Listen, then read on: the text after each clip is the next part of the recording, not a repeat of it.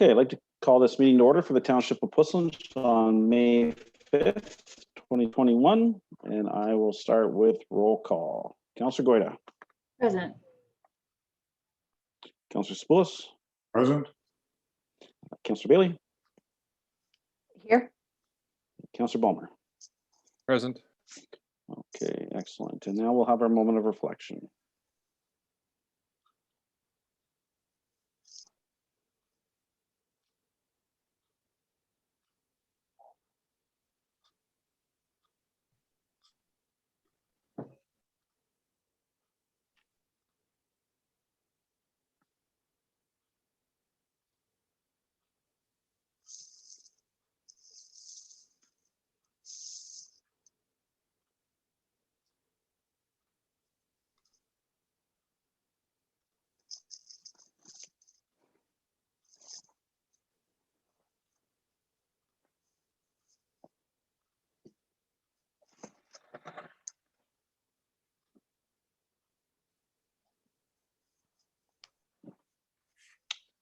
Okay, that concludes our moment of reflection.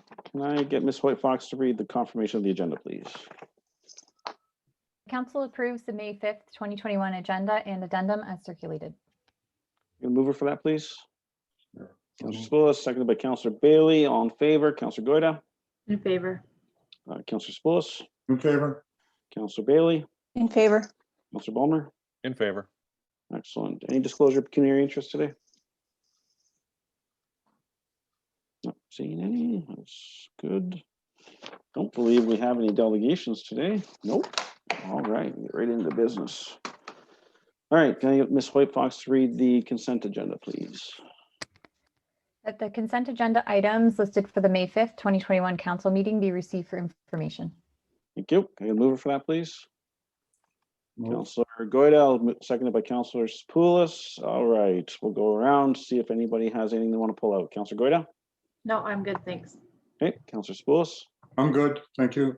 Okay, Councillor Bailey?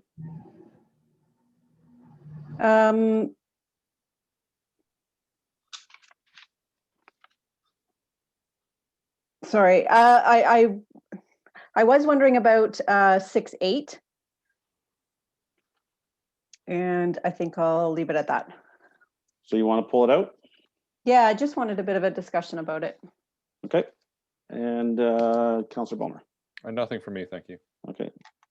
Ms. White Fox, if we could receive those other ones, minus 6.8, please.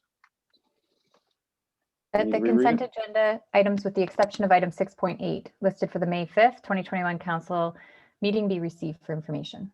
Are the mover and seconder still comfortable with that? Yes. Yep. All in favor? Councillor Goyda, In favor. Councillor Spoulos, In favor. Councillor Bailey, In favor? Councillor Balmer. In favor. Okay. And the floor is yours, Councillor Bailey, for 6.8. Yeah, I had just, of course, can't find my notes here. I had just wondered a little bit about the invasive Phragmites. I was not part of the council meeting. Apparently it was December of 2019 where there was a delegation that came to talk about it. So I guess I was just looking to find out what the follow-up action was on this topic and what staff have followed up with. Mr. CAO? Or would it be Mr. Fowler? I can. I'm just pulling up the information on that. If you just bear with me 1 second.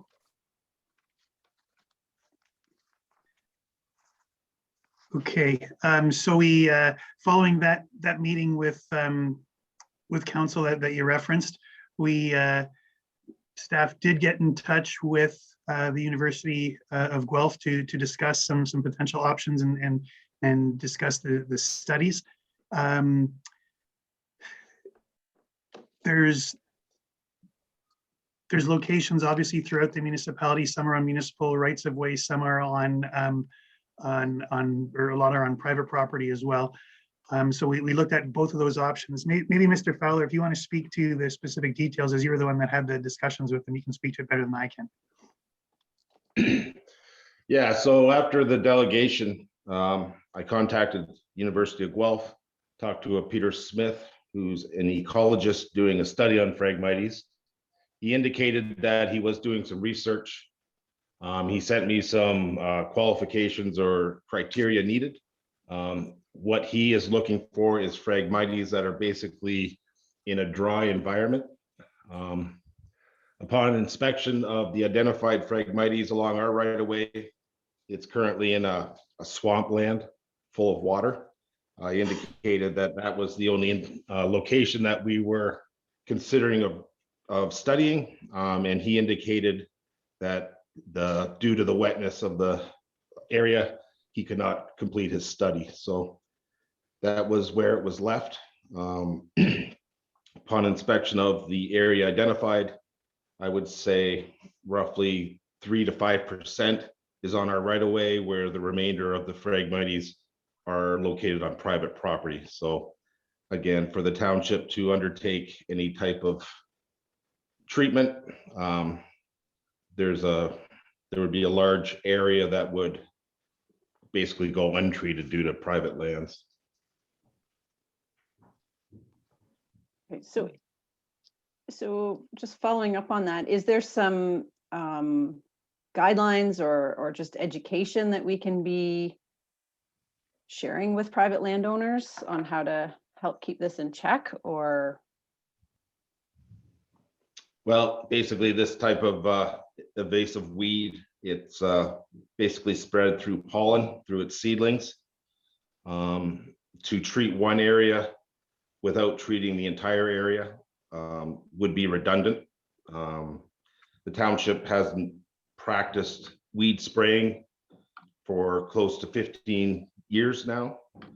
We've gotten away from using any type of herbicide, and basically to educate the public, it almost has to be identified right away in the seedling stage, which is very difficult to do, just especially in a marshland.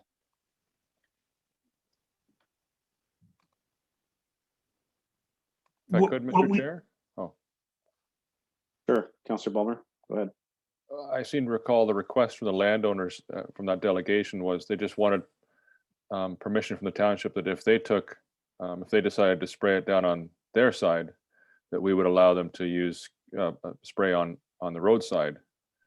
And if I recall correctly, we did not object to them doing that. And that was the core of their presentation, was that if they took action on their side, we'd allow them to take similar action on our side. And I seem to recall there was some concerns if it was tarps. I read recently in the question prior to council, there was some concerns that was tarping, but I don't think we objected to them using herbicides, approved herbicides on their side and on our roadsides in those areas. Is that right?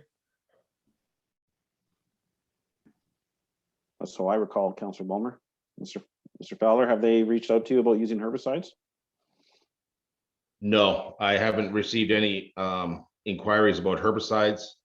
They are proposing using tarps along the right of way to try and smother the weed. It was indicated that permission would be given, but the responsibility of maintenance and the security of keeping the tarps down in wind events and weather events would fall upon the delegate. Councillor Bailey, anything further? No, I guess I just wanted to know at what point or it sounds like the situation's it will ultimately get spread and get worse. So is there sort of a point where action will be required? Do we have a point of action set out, or is it just it's a wait and see?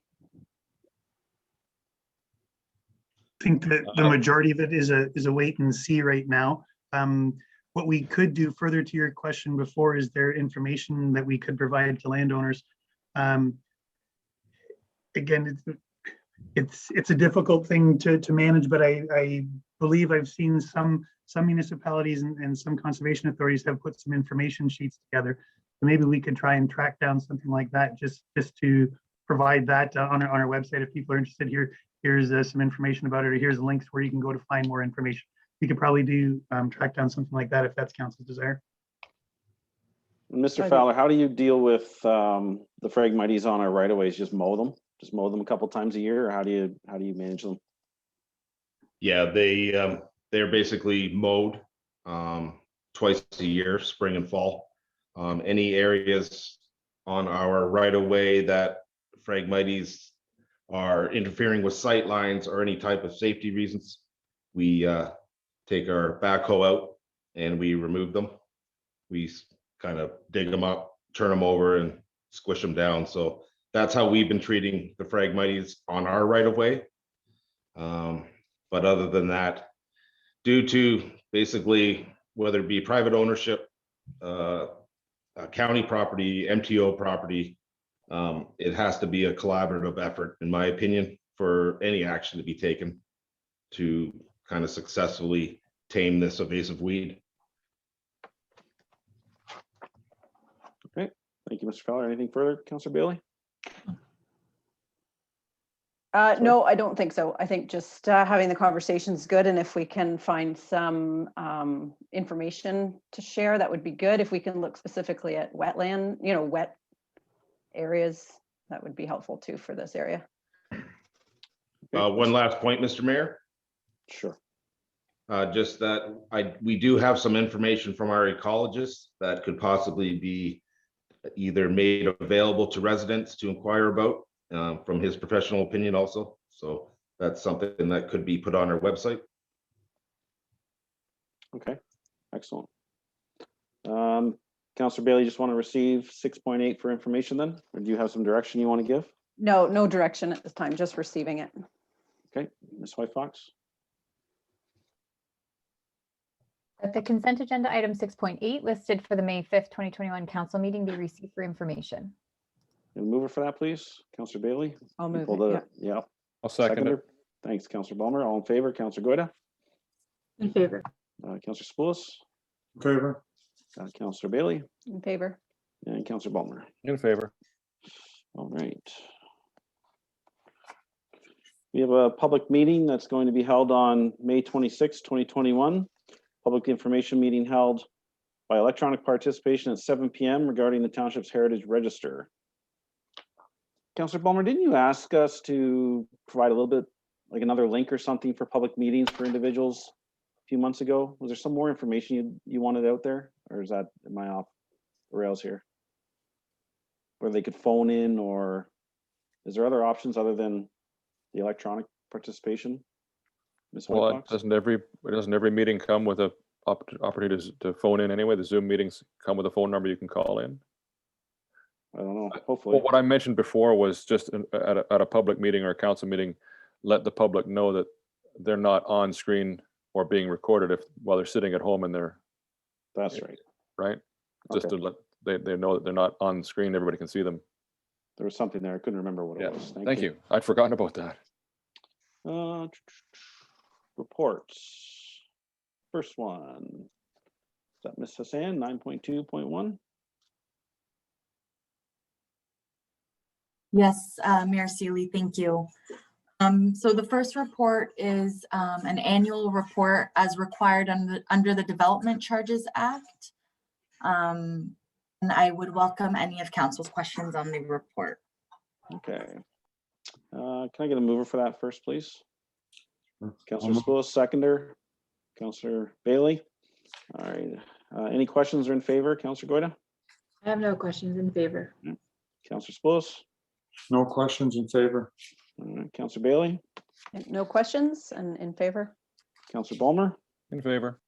Excellent. Okay. I believe this one's you as well, Ms. Hassan. Municipal insurance renewal. Yes, so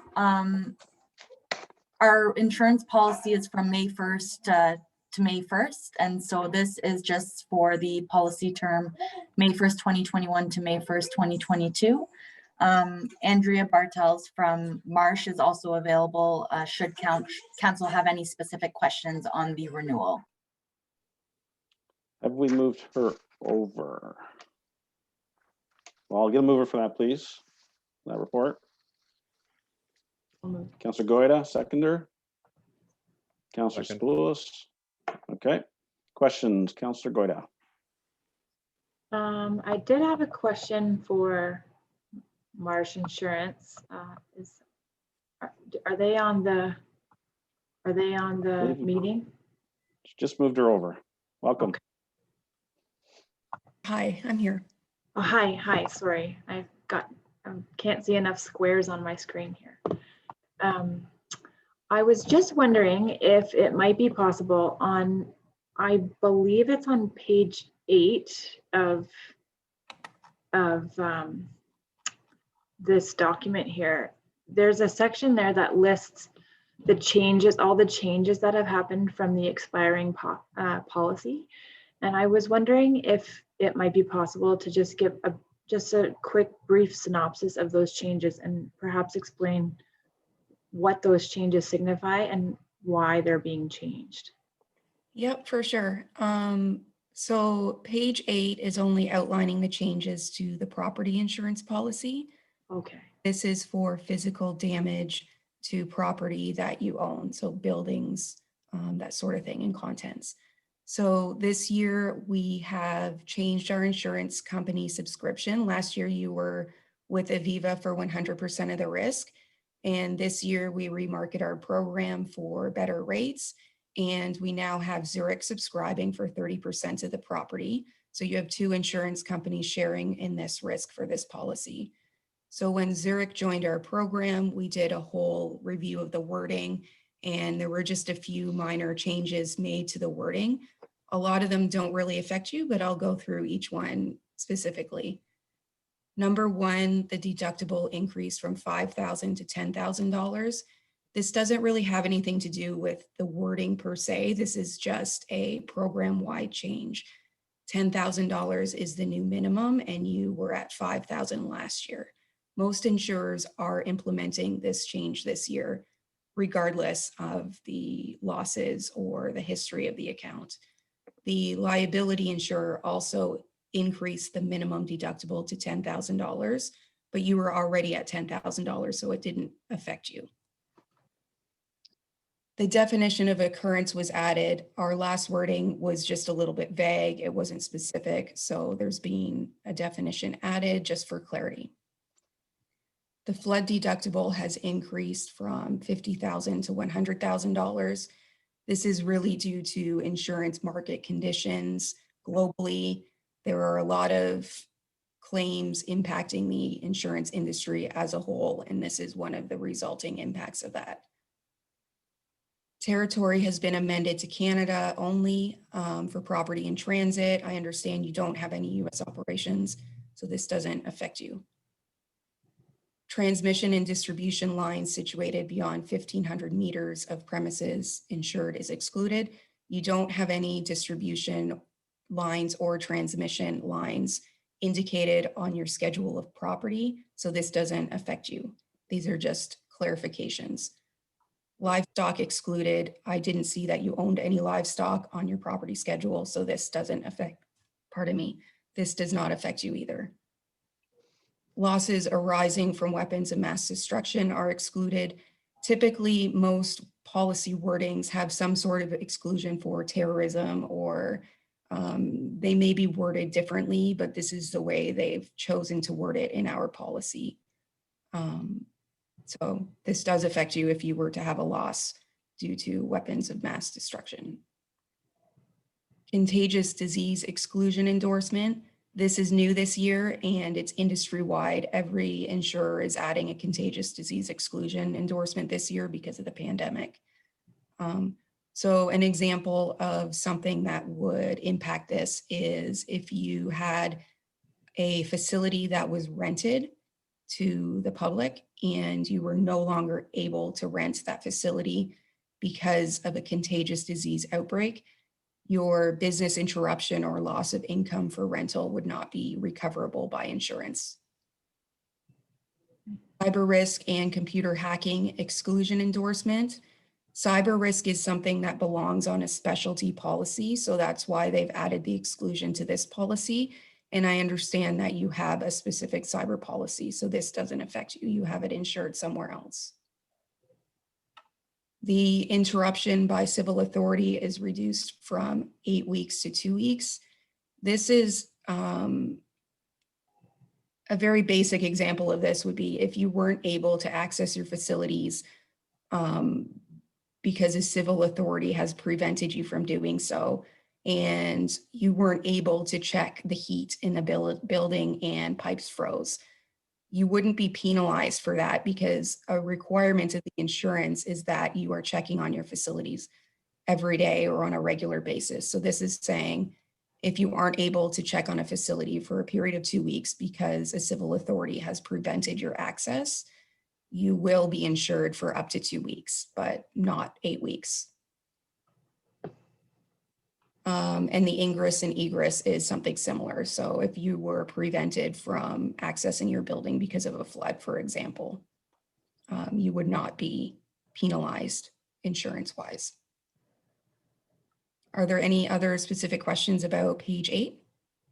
No, thank you for doing that. I just didn't, some of these things I didn't understand, and I get that most of them are probably just sort of industry-wide changes. Yeah.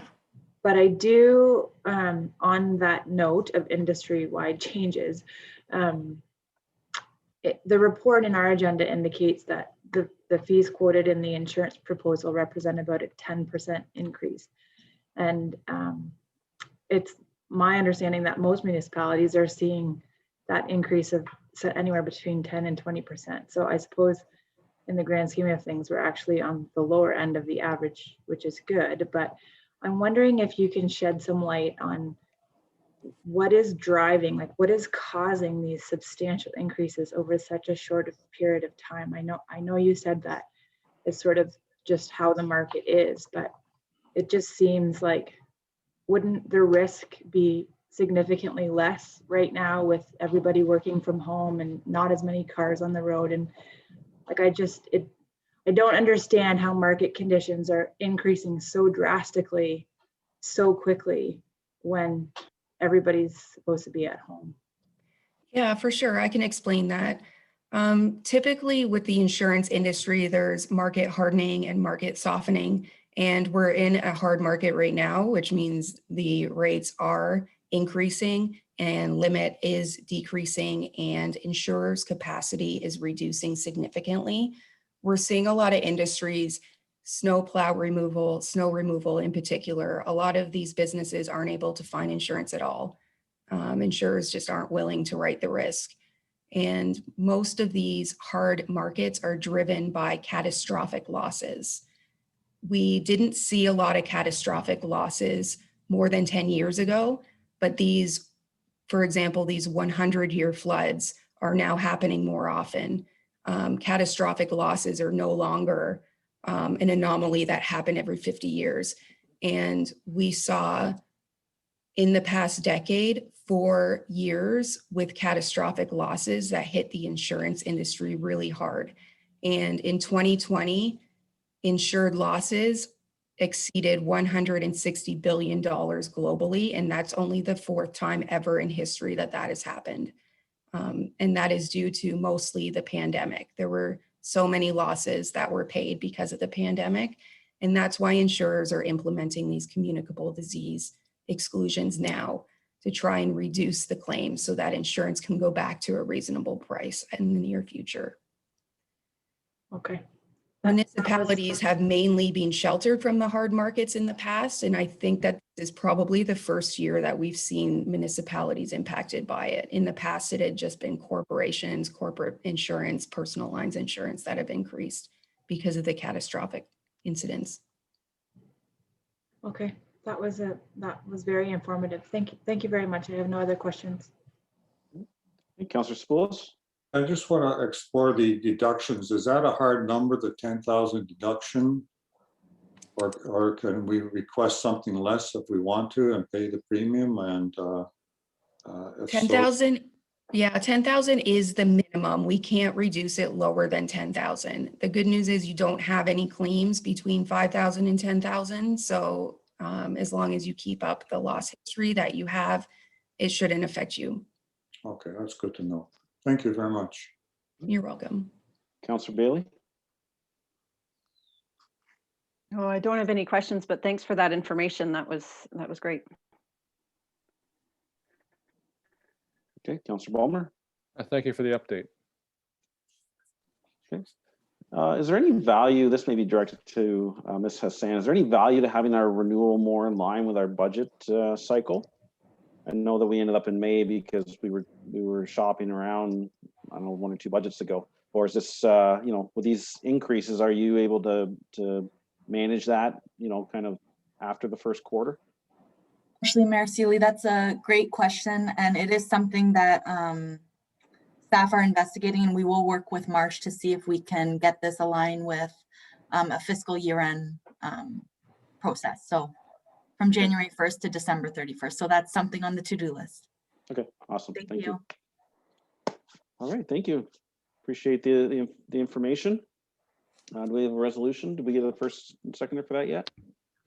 Ms. We do. Fairfax? We have Councillor Goida and Councillor Sapoulis. And Excellent.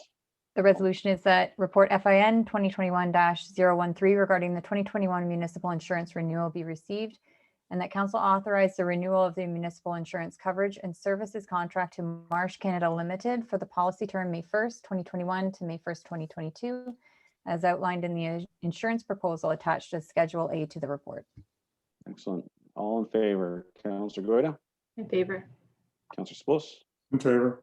Councillor Bailey, In favor? Councillor Ballmer. In favor. That's carried. Have a great day. Thank you. All right.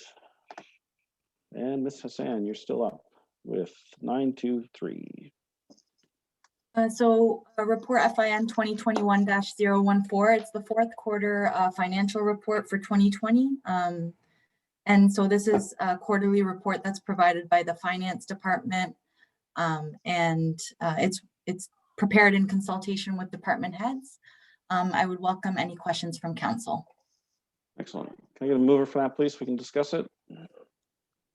Move. Councillor Splos, seconded by Councillor Ballmer. All right, questions. Councillor Goida, I have no questions. Thank you. in favor? In favor. Good. Councillor Splos, No questions and in favor. Councillor Bailey, I do have a question. It's regarding, sorry, my notes are a little garbled here. I have it on page 88. I just wanted clarification. Does this show, it's the finance revenue. Does it show that we lost $12,000 in garbage bag sales? So Councillor Bailey, that's just the budget of the garbage bag sales. However, there's also the expense that is lower than budgeted because we haven't had much garbage bag sales due to the pandemic in 2020. So expense is the offset. So basically we purchased the garbage bags from the County of Wellington. Yeah. So there's a significant amount remaining as it relates to the expense versus the recoverable. I'm just wondering, that's a lot of garbage bags that people are not getting locally. Is there a local business or the library or someone where we could be still providing that service? You know, so that not having to go all the way to Guelph to get the garbage bags. I mean, they're believe- getting them at the municipal office, are they not, Mrs. Hassan? Or I guess not anymore. Oh, the I pandemic. believe they are available also at the transfer station, but like at the Post Lunch transfer station. Okay. All right, so that's not an issue. We're not losing money there by not selling the garbage bags. Yeah, it's not something where we would make money because we're not purchasing as many garbage Right. bags. Yeah. Okay. My second question is on page 102, expenses for public works. I just noticed that there's for clothing and safety allowance, it looks like there's about $1,500 left.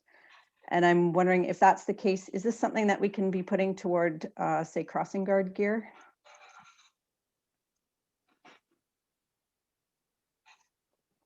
Well, Miss Councillor Bailey, I believe that would have to be a direction of council, but Mr. CAO, could you maybe Does it? chime in on that? Sure, this is the year end for 2020. So what's going to happen is once once this is completed, the auditors will sign off on what the final amount is, if we do have a surplus. And then typically what happens is there is a resolution from council as to where those funds are directed. So as you recall, staff has been directed to prepare a report dealing with the cost for a crossing guard should that be implemented too. So we'll have costs associated with that, and then if council chooses to, it's going to be a very small amount anyways associated with safety clothing for a crossing guard. So I wouldn't worry too much about that. But this will work in with the overall surplus report at the fiscal year end that the auditors are working on, the treasurer will be bringing in the near future. Okay, thanks. I just thought if it was still from the same department that it could just roll into something like that, but okay, that explains it. And then can you just explain, last question, the Heritage and Rec Department, it just showed still some remaining money in there. Does that just get carried over into the next year? So Councillor Bailey, that's similar Or to, what happens with that surplus for those? So Councillor Bailey, that's similar to Mr. Schwendinger's response regarding the surplus. Again, it's part of the surplus report that we provide to council after the audit is complete. Okay. But most of the amounts in there relate to per diems for members' attendance at the meetings. Right. Okay, thank you. Thank you. You in favor, Councillor Bailey? I am, yep. Councillor Balmer? Favor. Excellent. All right. So our last report is 961, I believe, the results for the 2021 asphalt program. Mr. Fowler, are you speaking to that? I will let Mary present the numbers, and then if there's any questions regarding the tendering or contractors, I will be happy to answer. Okay, Ms. Hassan? So the purpose of this report is in accordance with the procurement policy. The tender amounts exceed 500,000, and so we are reporting to council on this report. As you can see in the report, the amount budgeted for these projects is sufficient to meet the tendered costs, the tender process. So if there's any questions about financial, I can definitely answer them from council. Thank you. I'm going to move her for that, please. Councillor Balmer? Yep, so move. Second it. Councillor Spoulos? Questions? Councillor Goyda? I have no questions. Thank you. In favor? In favor. Excellent. Councillor Spoulos? In favor. Excellent. Councillor Bailey? In favor. Councillor Balmer? In favor. I'm in favor. I'd like to maybe put Mr. Fowler on the spot here. Maybe you could take a couple minutes and just identify some savings or some of the competitive bids that we've received for the public to know. I think you're pretty, Sure. Go ahead. So the bids that were received this year, we were fortunate enough to receive in my opinion, very competitive bids from 5 contractors. We benefited from the fact that a lot of our projects identified for this year were within close proximity of 1 or 2 contractors' asphalt plants. So in turn, we received very generous quantity amounts as far as per ton. So we are, again, just like last year, we're paving quite a few kilometers of road for a very competitive price. So the tenders were divvied up into 2, one for concession 7, which coincides with the Moyers Bridge project, and the other was tendered for our 2021 capital works. Both, as I indicated earlier, both projects were within close proximity to asphalt plants, so our haulage per ton was very competitive. So if anybody has any other questions, I'd be happy to answer. Thank you, Mr. Fowler. Just shows what quality of contractors we have operating in Puslinch, and they're they're treating us well. So we're truly appreciative of that. Ms. Hoyt Fox, I guess I didn't have you read the full resolution, so maybe I'll ask you to do that first, please. Certainly. That report PW 2021-002 regarding the tender results for the 2021 asphalt program and concession road 7 resurfacing be received, and that the tender for the 2021 asphalt program be awarded to Cox Construction at their tender amount of $855,209, inclusive of the non-refundable portion of HST, and that the tender for concession road 7 resurfacing be awarded to Capital Paving at their tender amount of $393,902, inclusive of the non-refundable portion of HST, and that council authorize the mayor and clerk to sign the required contract documents. The mover and seconder are still comfortable with that, just to make sure, because I didn't know that. Also move again. Yep. John's Second. second, okay. And Councillor Goyette, you said in favor? I'm just going back over it, yeah. Councillor Spoulos? Yep. In favor? Councillor Bailey? Any In favor. questions or in favor? No questions. Councillor Bulmer? In favor. Excellent. Good work, everyone. I believe we're on to correspondence, and we're going to have Mr. Denhold be moved over. Is that right, Ms. White Fox? Yes, he is in attendance, and I'll just move him over now.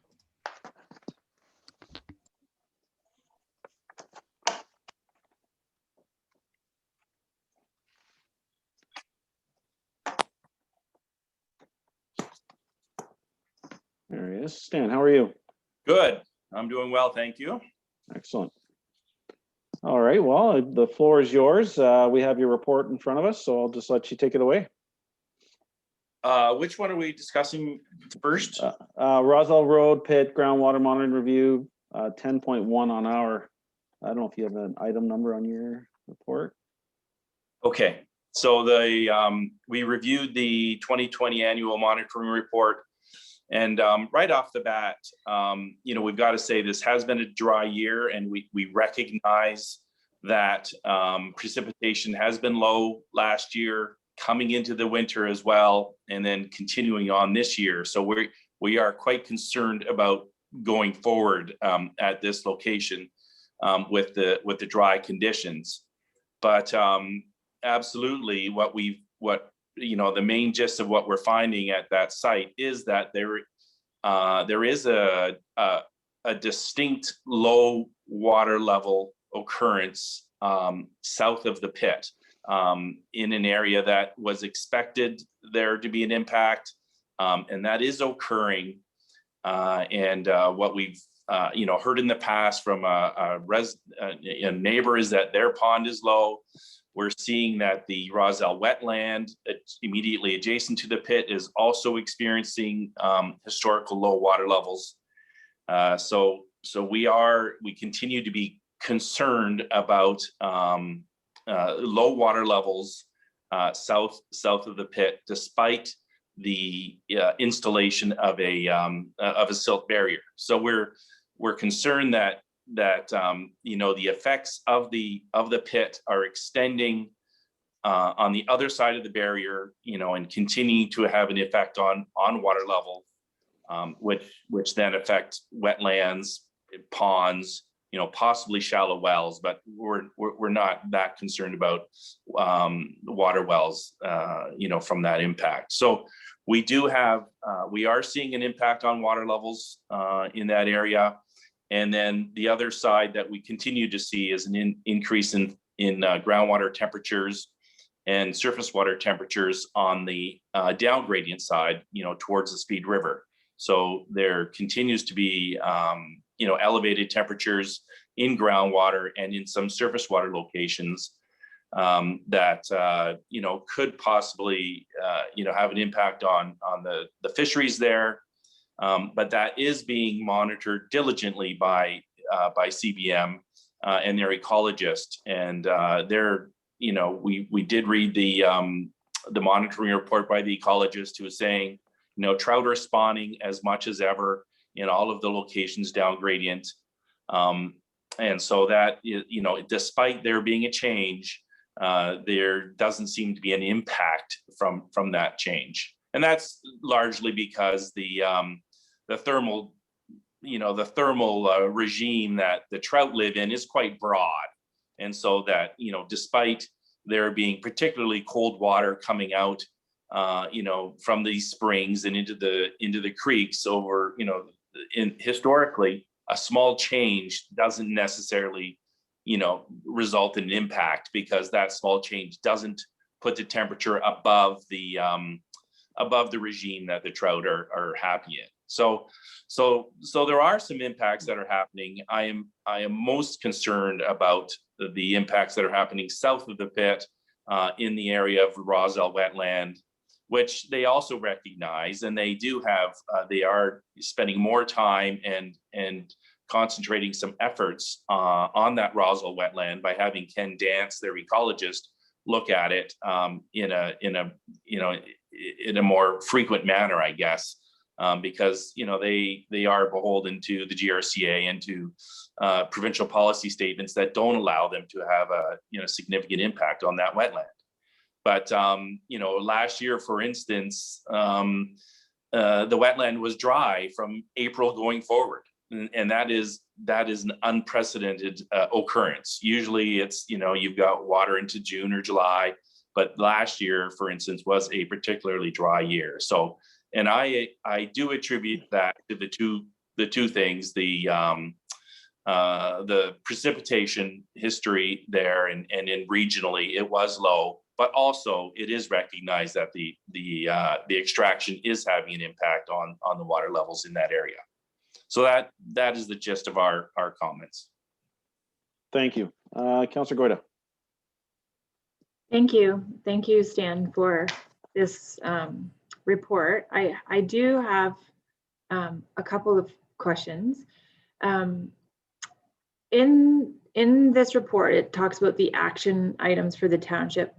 And it talks about requesting the results of the comprehensive assessment that they're currently doing. And of course, I would agree with that action, but it also says in this report, on the very first page, it says it's also clear that below water table excavation has exacerbated the natural condition, resulting in water levels that are 40 to 50 centimeters lower than would otherwise have occurred. The spring 2021 has also been remarkably dry, and depending on rainfall conditions, we may experience even lower water levels. So when I read that, it comes across as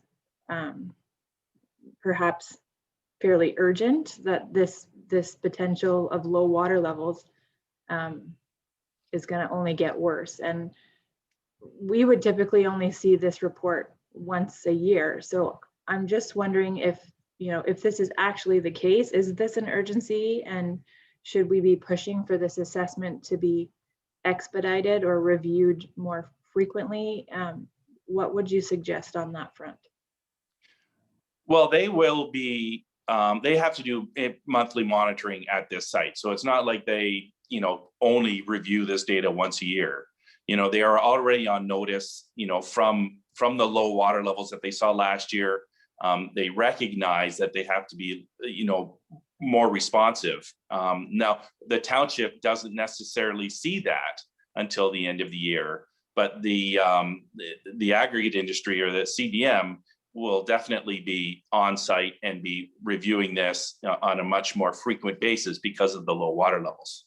So the other thing is that to note is that they have not technically gone through a threshold value, so we, 10 years ago, whenever this was, or say 15 years ago now, whenever this was approved, we did set up thresholds that if the water levels fell through that threshold, that certain things would be initiated. And so technically they have not gone through those thresholds. So it's not as bad as,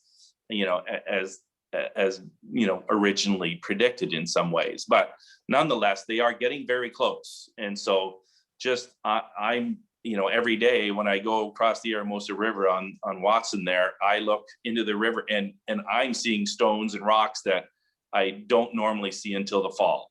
And so this is the spring yet. And so it gives me a lot of concern that we are going to see, historically low water levels this year unless we get fantastic rains in May and June.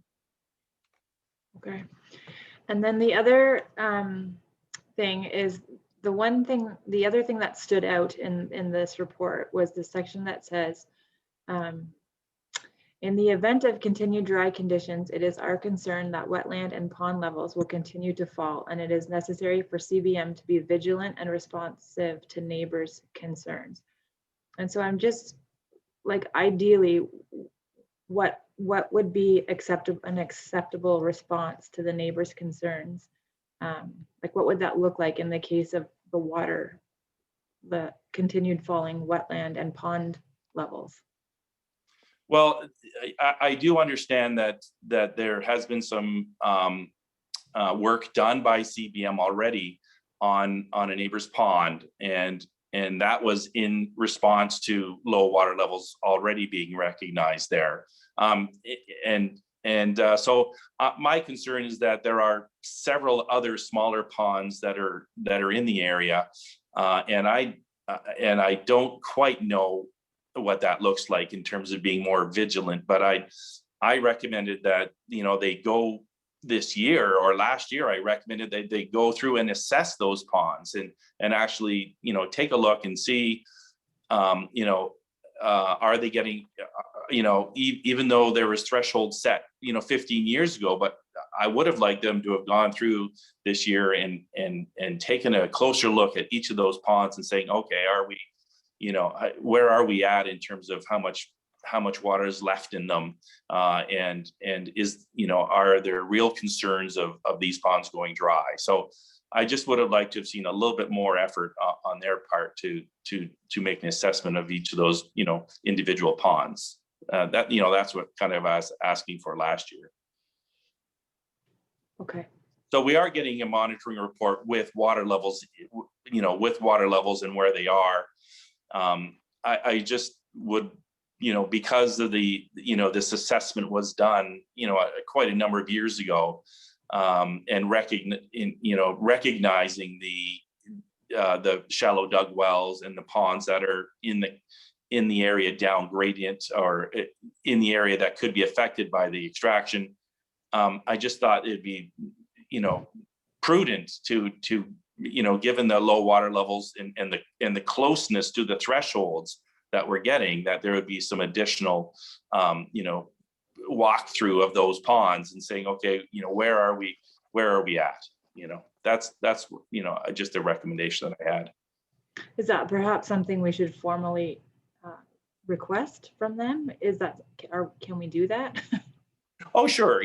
I think that, it's just the township being cautious and just saying, we recognize that there are low water levels, and we recognize that, you are getting, that the threshold water levels are getting close to, the water levels are getting close to their thresholds. And so we just thought that it would be, appropriate to go through, there's only 5 or 6 of the ponds, and their consultant is out there on a regular basis anyway. I just thought it would be prudent, because, the ponds may have changed over the years. There might be some additional, growth or filling in or silting in or whatever. I just thought that it might be appropriate to not just rely on a single water level for that assessment. I just thought it'd be worthwhile to take a look at the pond health and say, all right, these ponds, despite the low water levels, are still healthy, or no, well, the water levels are lower than we thought, so I was just, suggesting that would be a prudent approach to take. Okay, thank you very much. Councilor Spillis? Yes, I asked staff to prepare a motion that sort of addresses the points that you make, the recommendation that the results of their analyses be provided, as well as a comment you made that the monitoring results be used to assess the private ponds and wells. And the last thing in my motions to do was the temperature threshold, ecology-based assessment protocol suggested by licensee. Their report says that they have not provided that. Do you have any inkling as to why they're sort of hedging on it? My recollection is Councilor Boomer has asked that 2-3 years ago, and it seems to be an outstanding item. Yeah, I can update you on that. When I went through the report this year, the report did mention the 2018 temperature threshold assessment that was done. And I went through that this morning, actually. And that assessment has gone to the MNRF for approval, but it still has not been approved.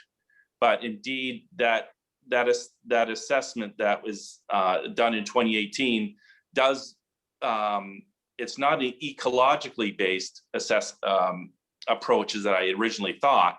It is still a temperature-based approach that they are proposing, but at a different location than was originally done. So the original locations were much closer to the gravel extraction area. They were showing some temperature changes above the thresholds that they originally thought would happen. And what they are proposing now, move those monitoring locations, temperature monitoring locations a little further downstream, and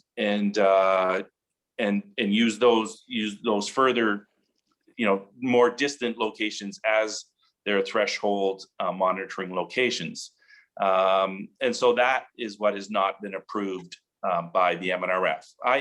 I recall during our meetings, say in 2016, that it was going to be an ecologically based approach, which would mean, going in and assessing how many reds there are every year.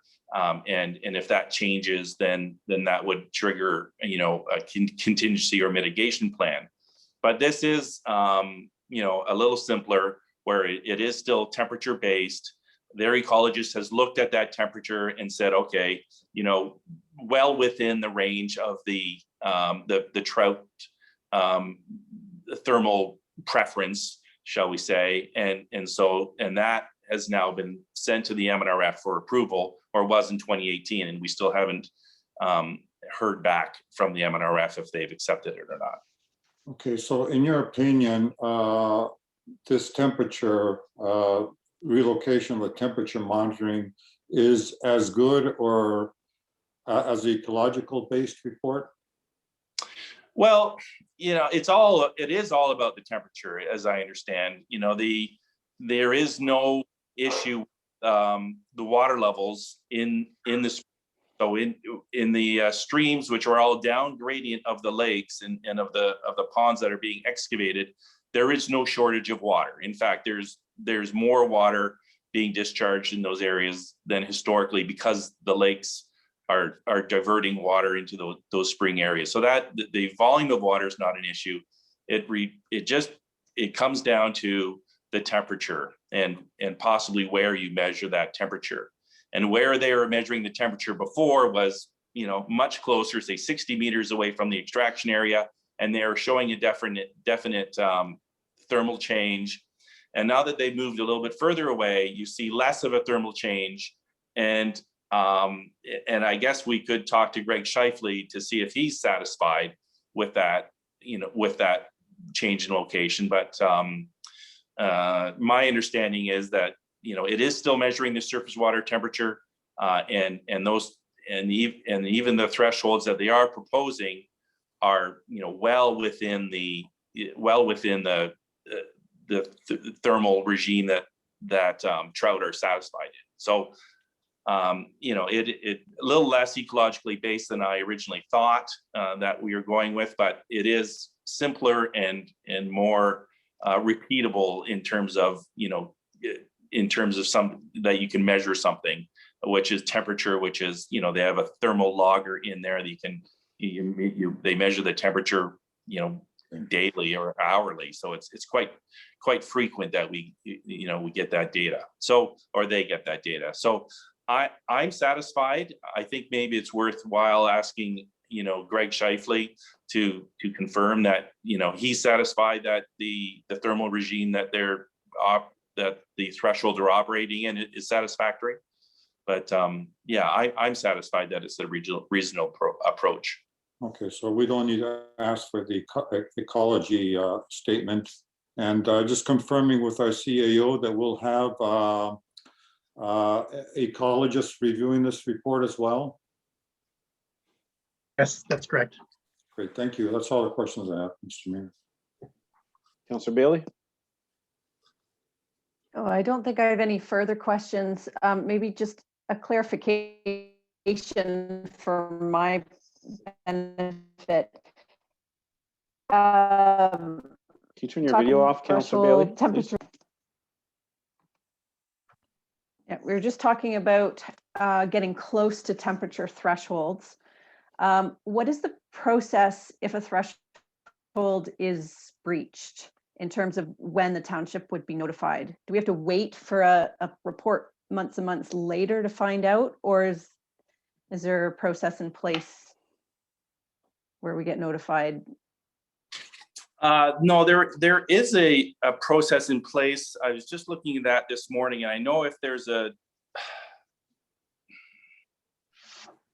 I will have to check and see how, at what point the township gets notified, but once the aggregate company, CBM, recognizes that there is a breach, that kicks in, additional monitoring, an investigation as to why the breach occurred, and then they generate a report for the GRCA and the MNRF. But I will have to go back and check and see at what point the township, and I'll report back to the CAO at what point the township gets involved with that. Great. Okay, thank you. And I guess I'd just like to hear the wording. Sure. Yeah. Okay, Councillor Balmer? Thank you, Mr. Chair. Thank you, Mr. Denhode. I must admit, I find it somewhat hard to understand how a threshold would have been established that would allow a wetland to go dry in April of last year, and it was, how did that happen and not cross a threshold?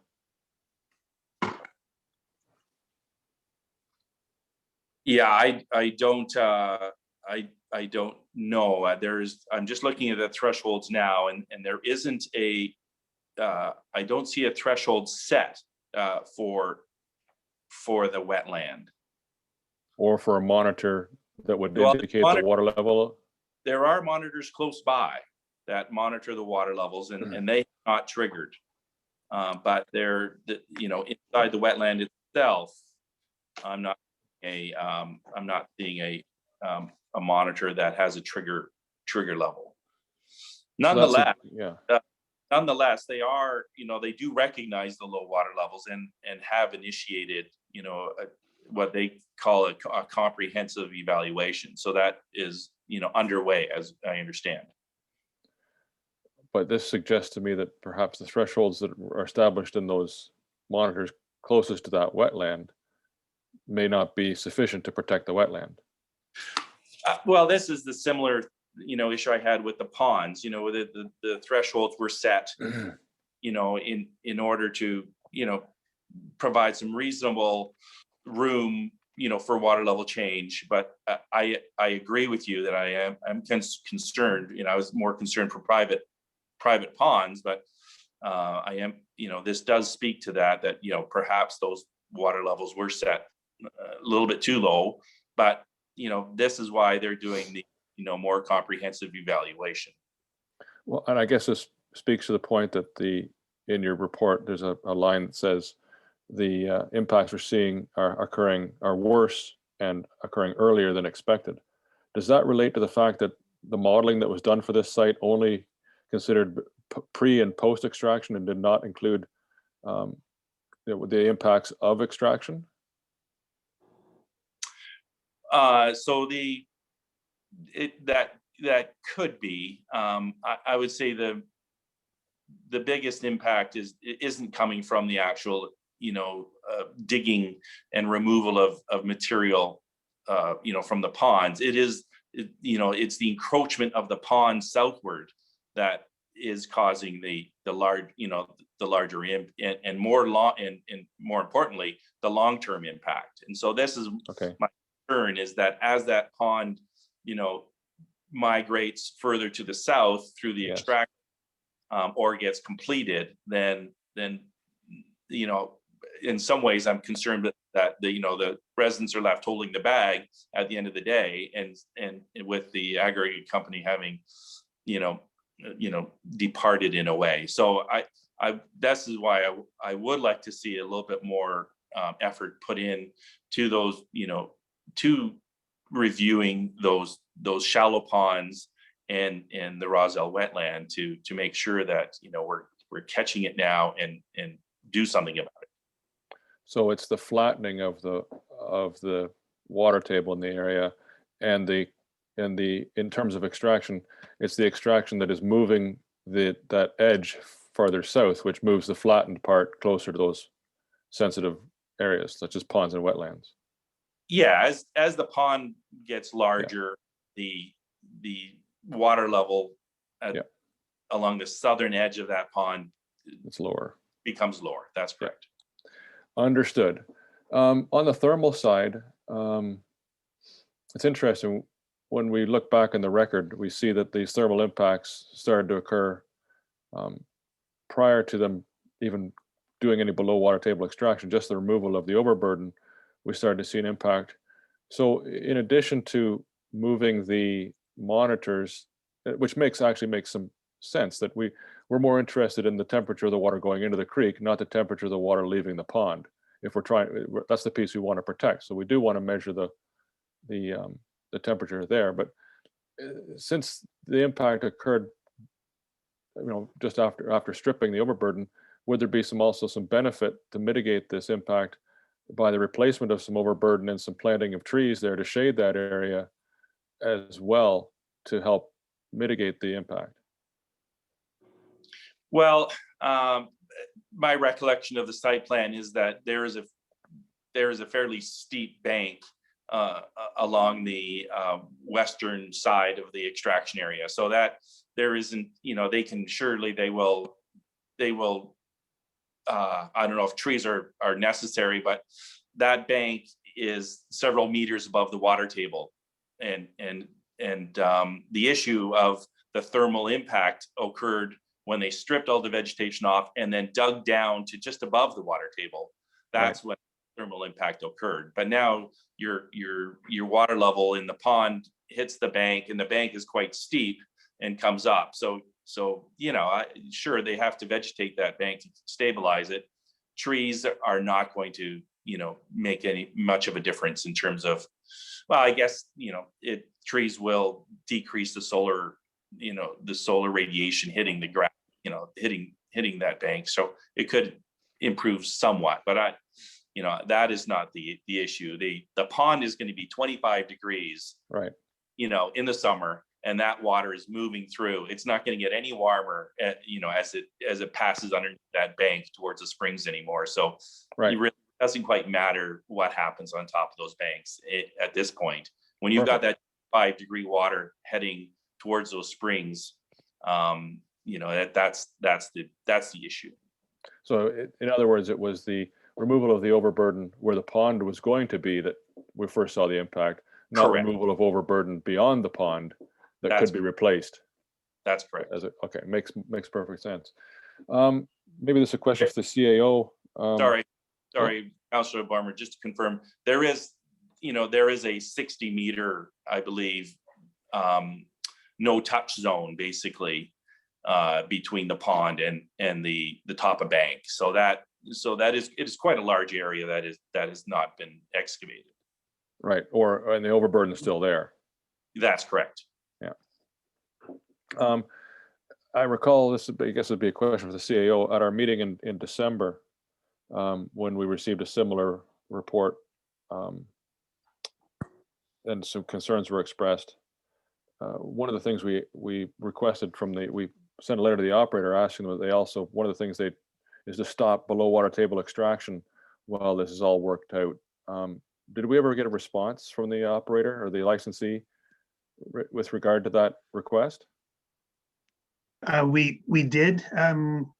Ms. White Fox, do you want to maybe speak to that? I believe it was addressed to you. Yes, I did. If you just bear with me, I'm just going to pull up the information.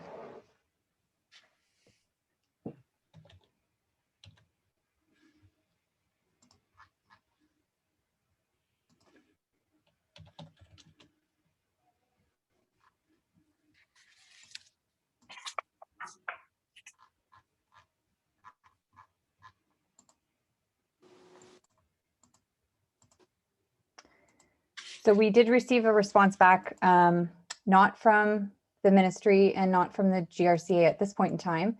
But we did receive a response back from the operator, in which he kind of made mention that they were going to be doing continued work regarding the concerns that were identified in the report and the correspondence that came back from the township. One of the items that they had already accomplished was the complaint process that was developed for neighboring residents to be able to contact the operator directly.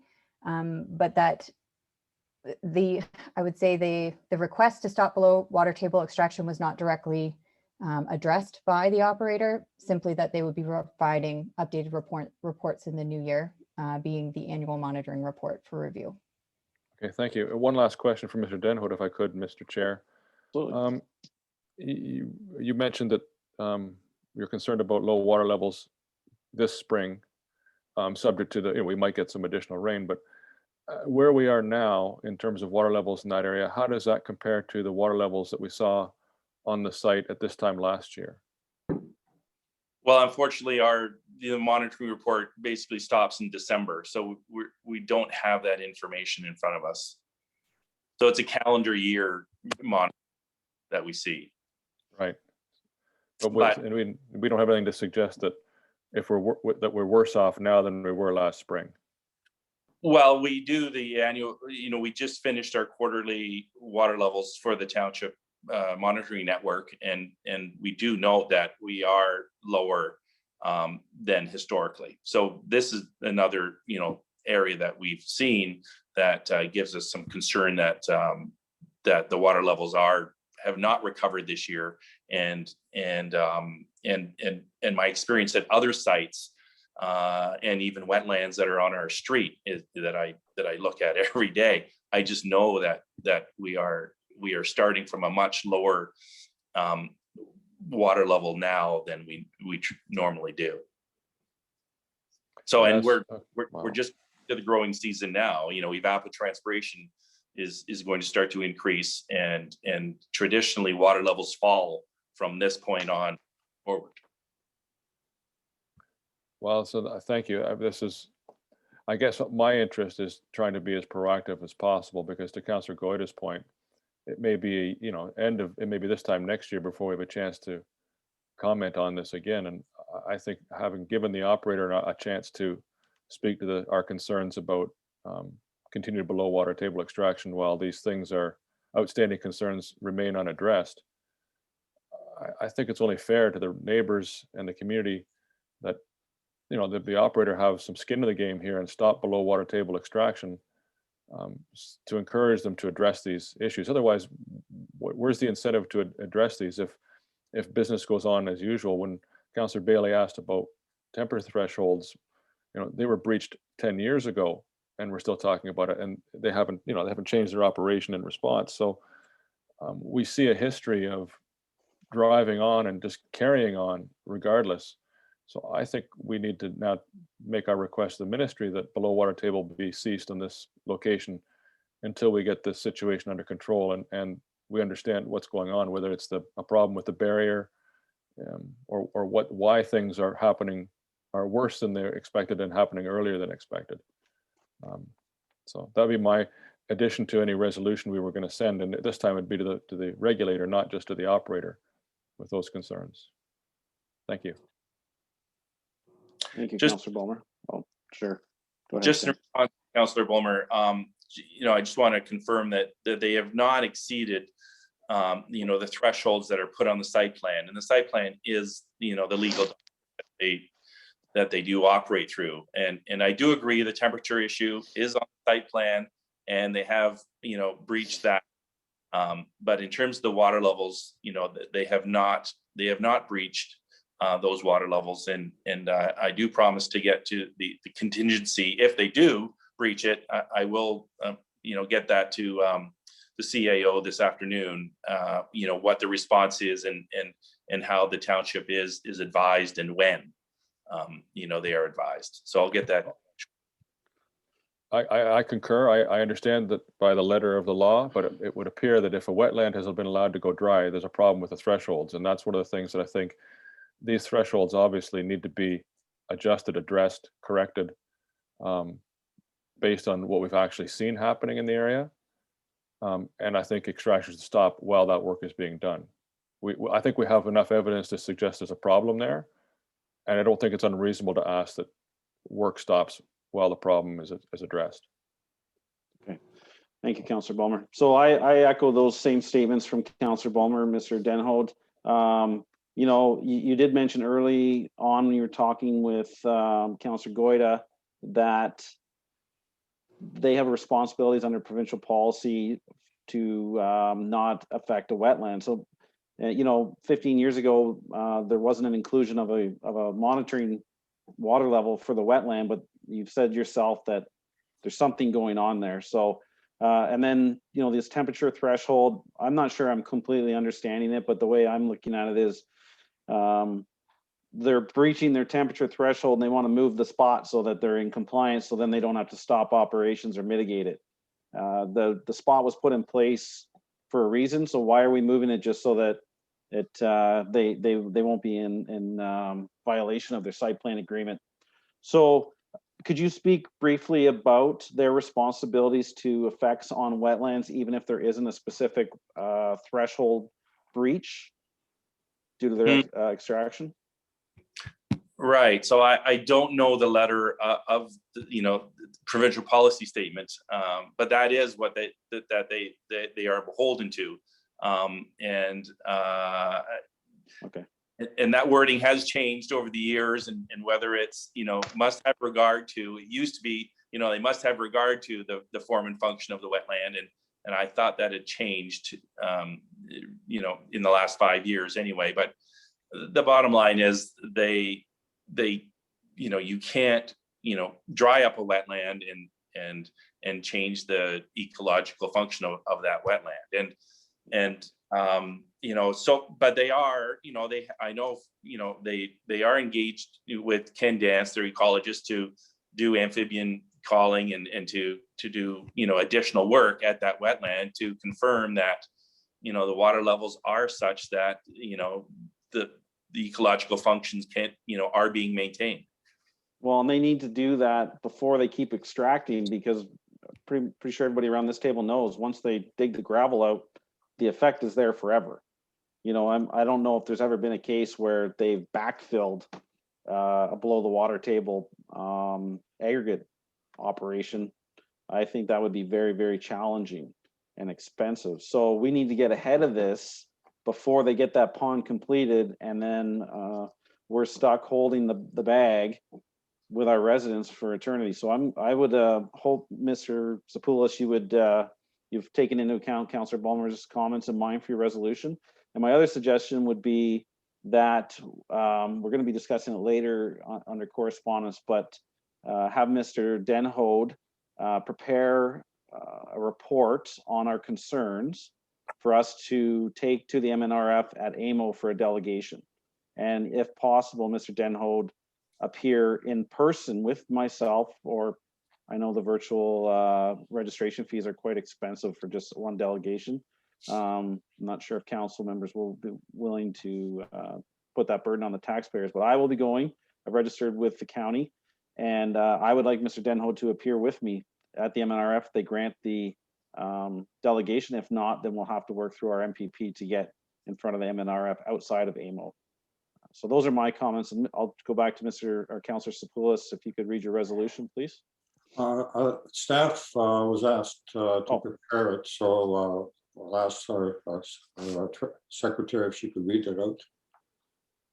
Ms. Whitefox? Mr. Chair, I can also display it on the screen if that helps. It's a little bit lengthy, and then read it at the same time. Sure, please.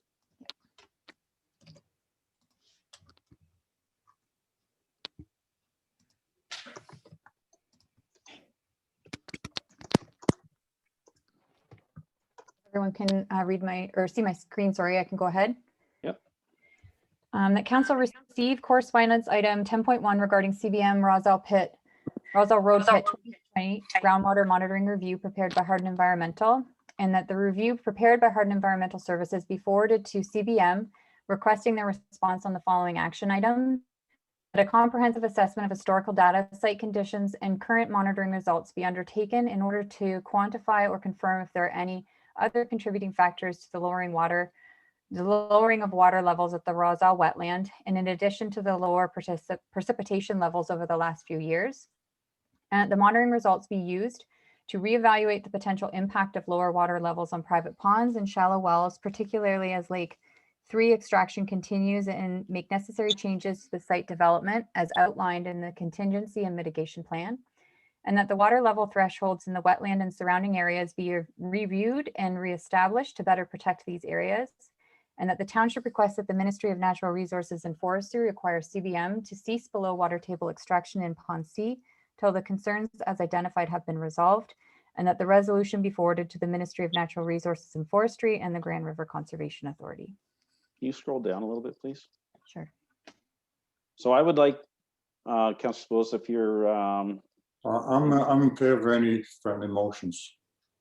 okay, I just want to add that we have Mr. Denho prepare comments for the MNRF at the AMO conference in regard to the identified concerns that we spoke of today. You can word that however you want.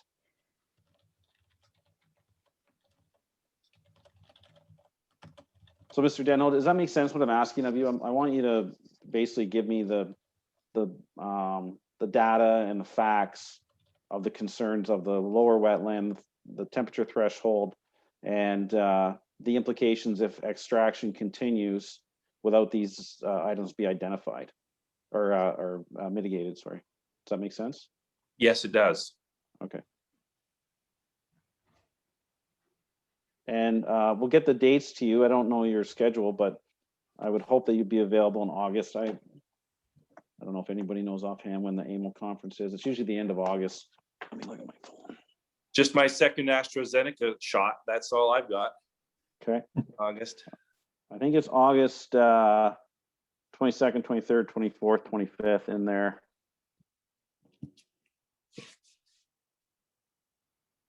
I might be wrong, but I'll get back to you, Stan. Yep. I'll confirm that with you. Mr. Mayor, Sure, Councillor Swiss. I'd like to have someplace in here stated that these reports be provided to the township and our Hardin Environmental for their review. So would that be the, like, I do believe they are doing monthly? No, monitoring? I'm talking about the first paragraph and the second paragraph. Yeah, that a comprehensive assessment of historical data and conditions in Purmar be undertaken and provided to the township. Okay, and likewise, the second one as well, the monitoring results should a mitigation plan and provided to the township.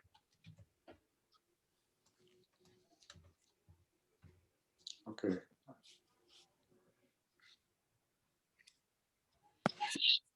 Mr. Denho, in one of your reports, you spoke of that they were layering either the temperature thresholds one on top of the other, and that was challenging to analyze.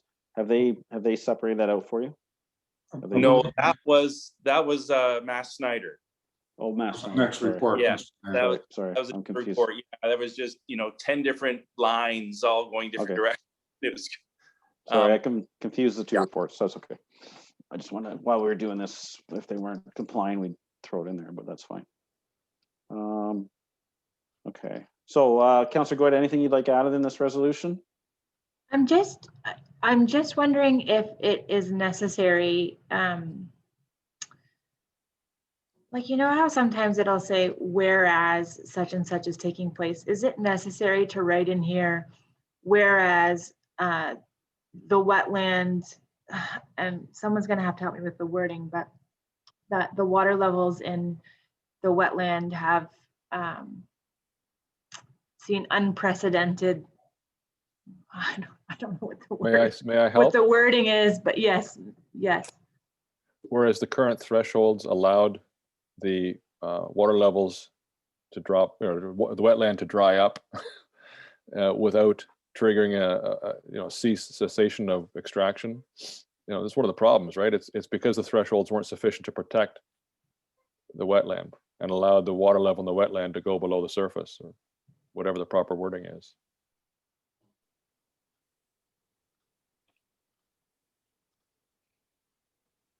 Be it resolved. I'm talking to you, Courtney. Sorry, Right, I'm just rereading what I wrote there to make sure it makes sense.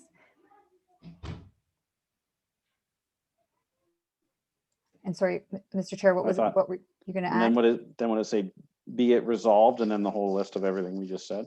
Is that typically how it goes? Yes. And does there need to be something in there as well about temperatures, or are we speaking strictly at this point in time to the water levels? Well, it was the thresholds too. I thought it was temperatures. We wanted temperatures in there. Stan, you are quite comfortable with them moving the temperature monitoring location?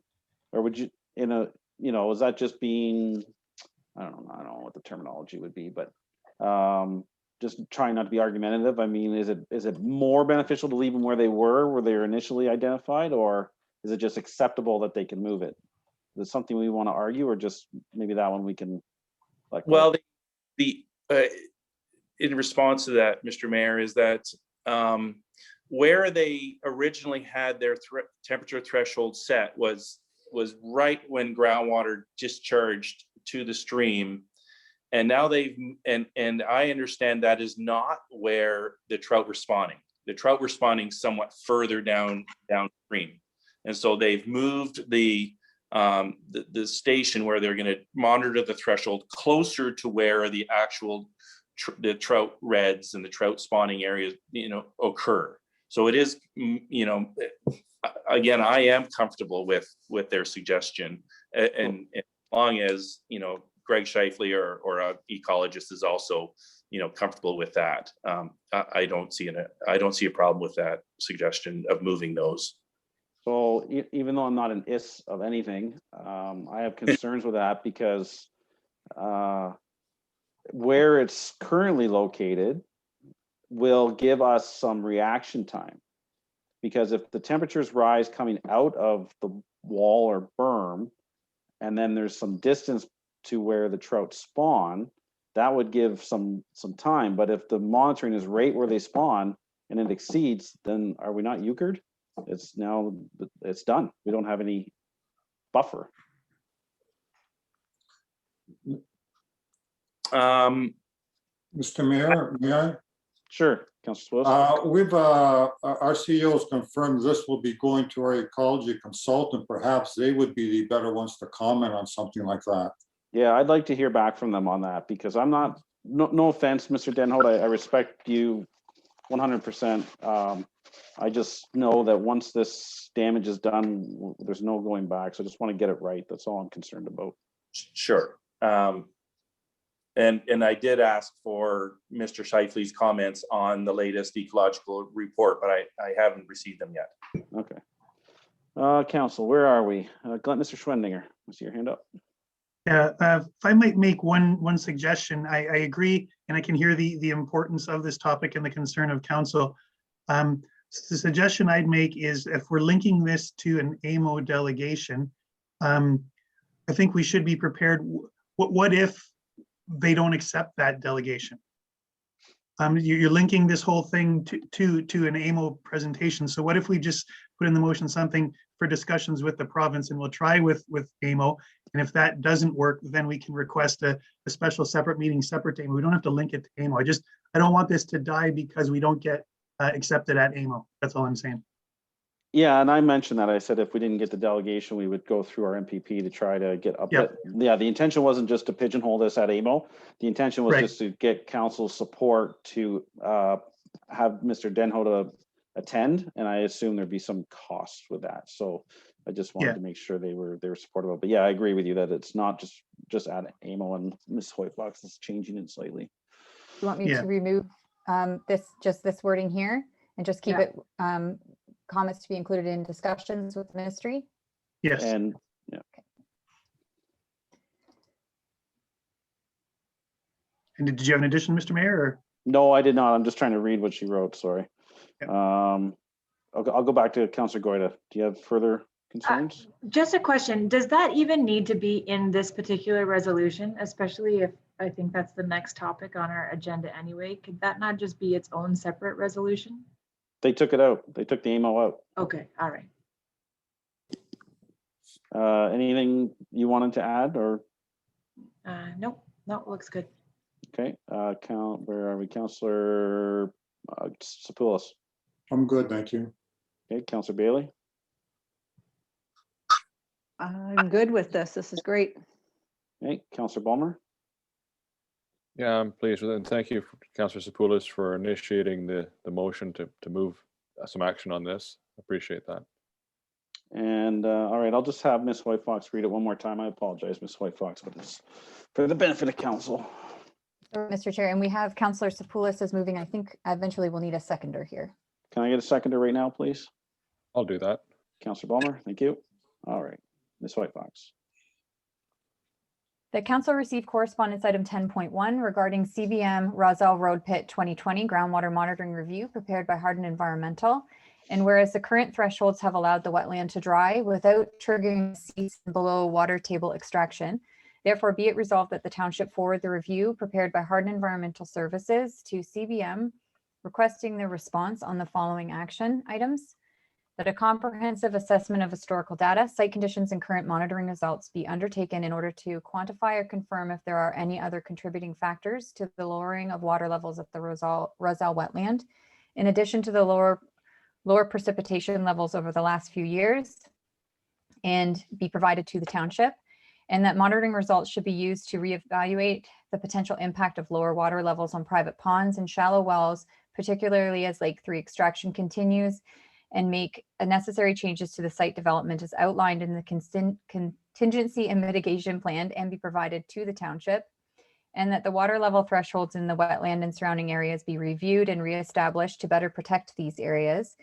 and that the township requests that the Ministry of Natural Resources and Forestry require CBM to cease below water table extraction in Pond C until the concerns as identified have been resolved, and that Hardin Environmental prepare comments to be included in discussions with the Ministry of Natural Resources and Forestry, and that the resolution be forwarded to the Ministry of Natural Resources and Forestry and the Grand River Conservation Authority.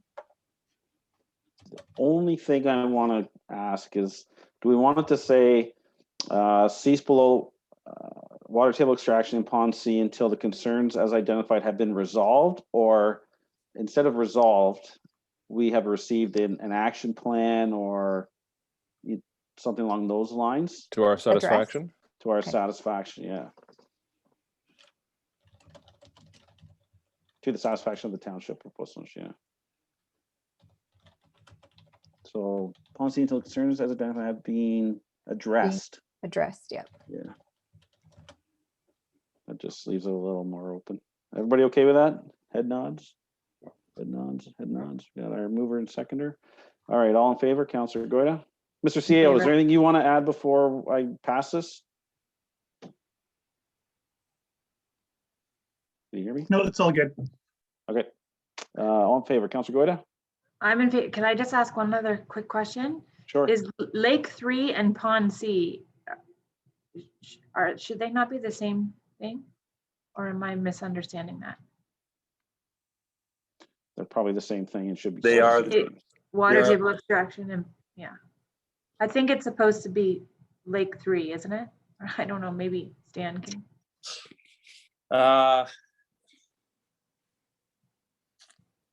You know what? I'm not sure which one is supposed to be, because I think originally it was Lake 3 and then it became Lake C, or vice versa. I think Lake C is safer. I think that is perhaps what's on the site plan. Councillor Goyda, in our previous correspondence to them, we noted it as Pond C. Okay.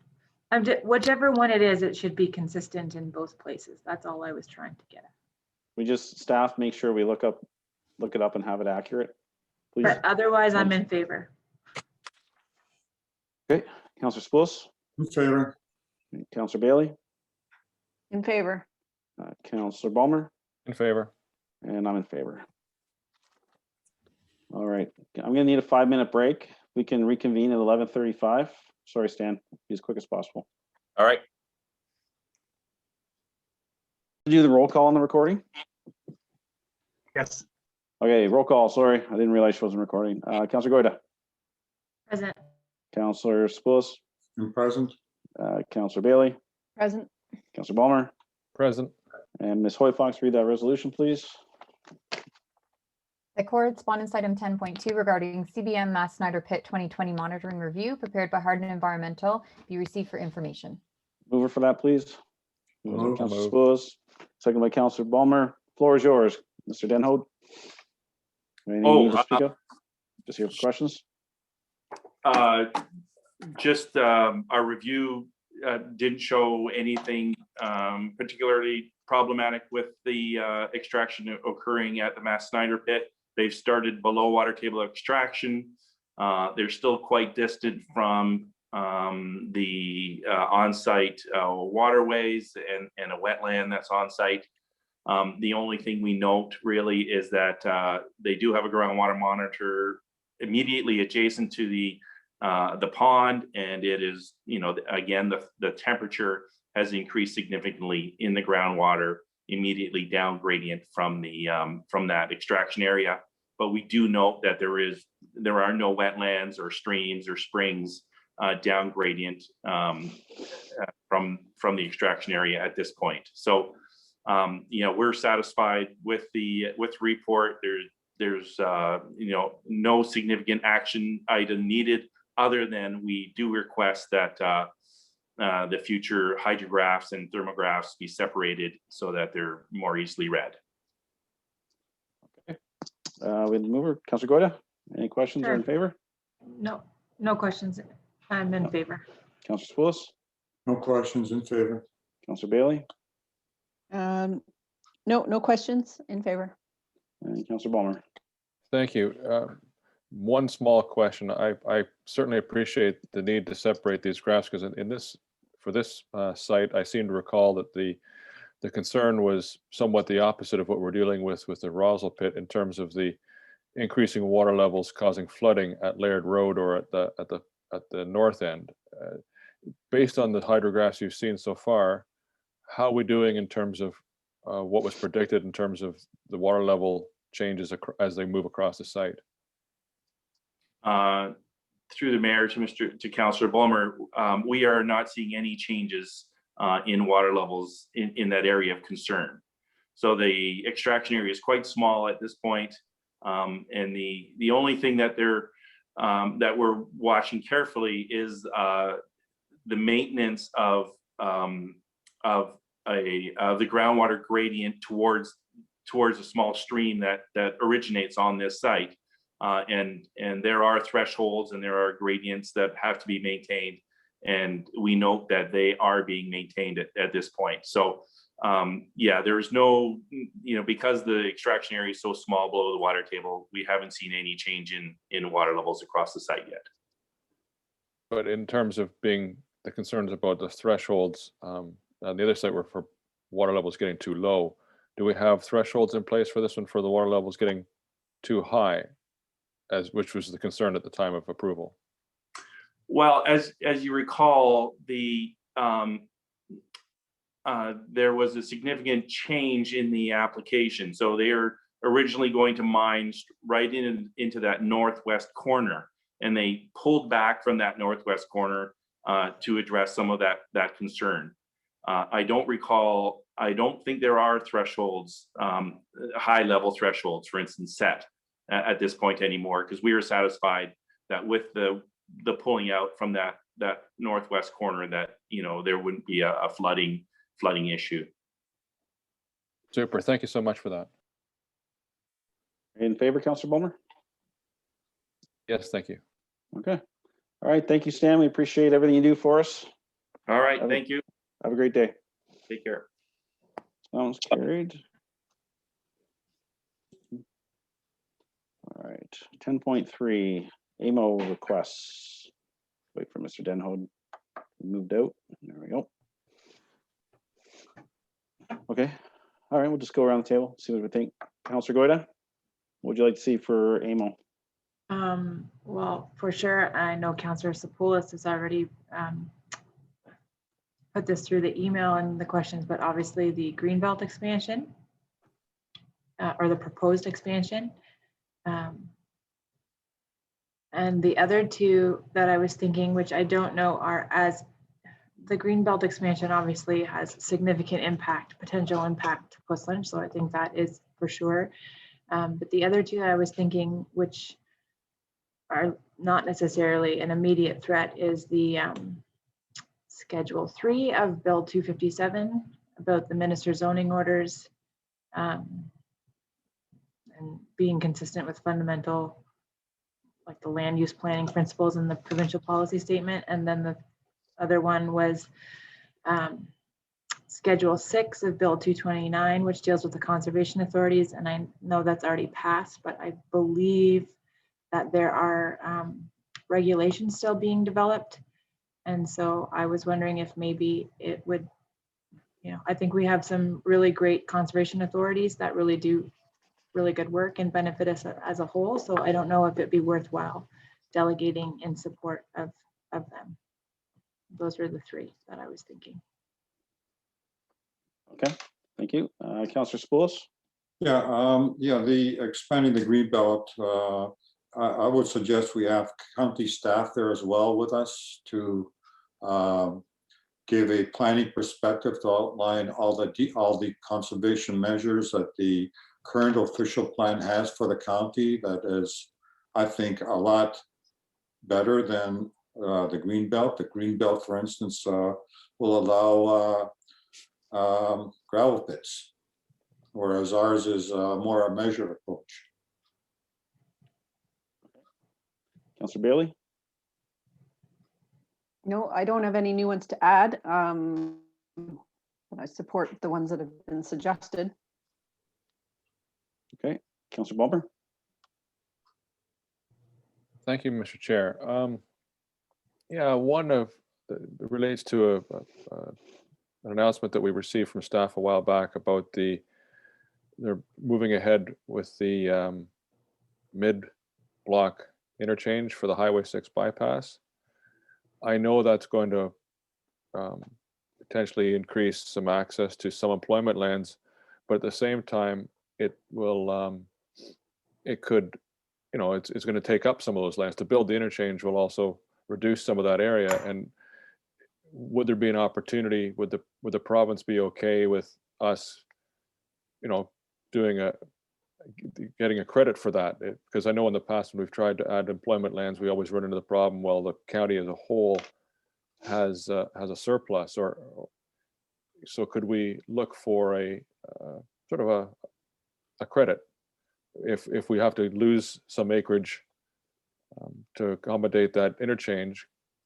Would it be appropriate to ask for a credit to be located as the county sees fit or the municipality sees fit?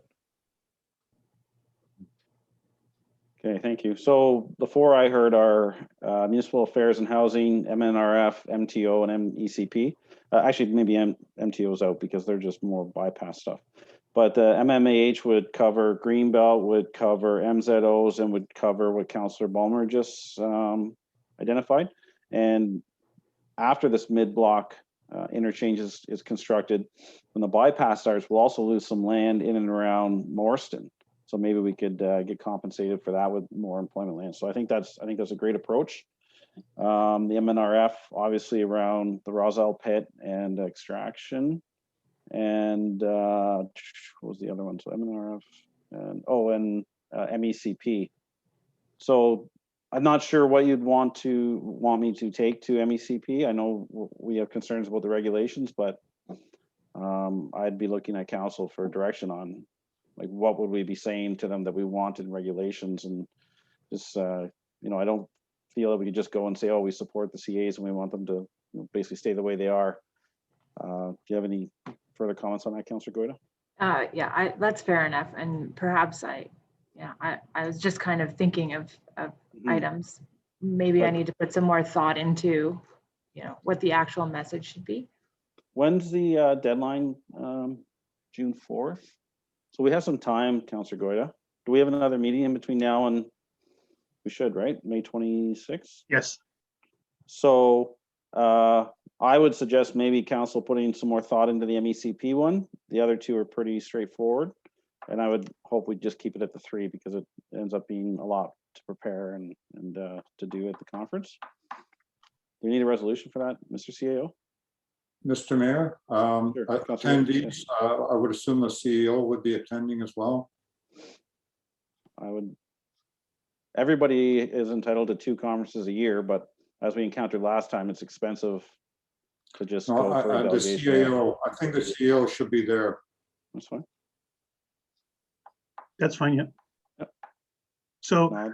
if you wanted to still consider what they're going to be and then make a decision at the next meeting, do you want to just table this one for now and make the final decisions at the next meeting? Yeah. Or do you want to? I mean, I can think go we're good either on, we're good on 2 of them. Let's do the 2 for sure, get them submitted, and Okay. then, because we may not do the MECP. We don't know yet. Let's do some more homework on it. So, So it's the green belt and what was the other one? Greenbelt, MZOs, and and then employment lands, I don't want to call it compensation, but Credit. credit 'Cause for, as you said, even south of the south part, when they build it, we'll be losing assessment to the highway. It'd be nice to have that a credit towards even employment lands or something. it's like a land swap. We're going to swap roundabouts for employment lands that weren't already designated or interchanges for. Does that make sense, Mr. Swindeer? And Yeah, Mr. Mayor, the Roselle pit, And then MNRF will be the concerns around the Roselle pit. Or more broadly, enforcement around these pits in general. Mhm. But that one is as one example. You know what? We might have to do Ministry of Finance too for the self-reporting of aggregate pits for taxation purposes. Why are you laughing, Councillor Bulmer? It's a major concern. And through TAPMO and even Wellington County through the appeals tribunal, we need to get that resolved. So we'll talk about Ministry of Finance next meeting and MECP next meeting. But those other 2 will nail down today. Ms. Whitefox, do you have a resolution? Have you been typing away? Sorry, just to make sure I've captured everything, I'll just read out the draft and then just maybe let me know if I've missed anything. So the council received correspondence item 10.3 regarding the AMO 2021 conference delegation request, and that council authorized the mayor and CAO to request delegations, and that the delegation request be finalized at the May 26th council meeting. 1 delegation to the Minister of Municipal Affairs and Housing regarding the government's proposal to expand the Greenbelt in collaboration with the county planning staff, and Schedule 3 Bill 257 regarding the minister's zoning orders. And 2, delegation to the Ministry of Natural Resources and Forestry regarding the ongoing groundwater concerns relating to CBM Roselle Road Pit and general enforcement of aggregate.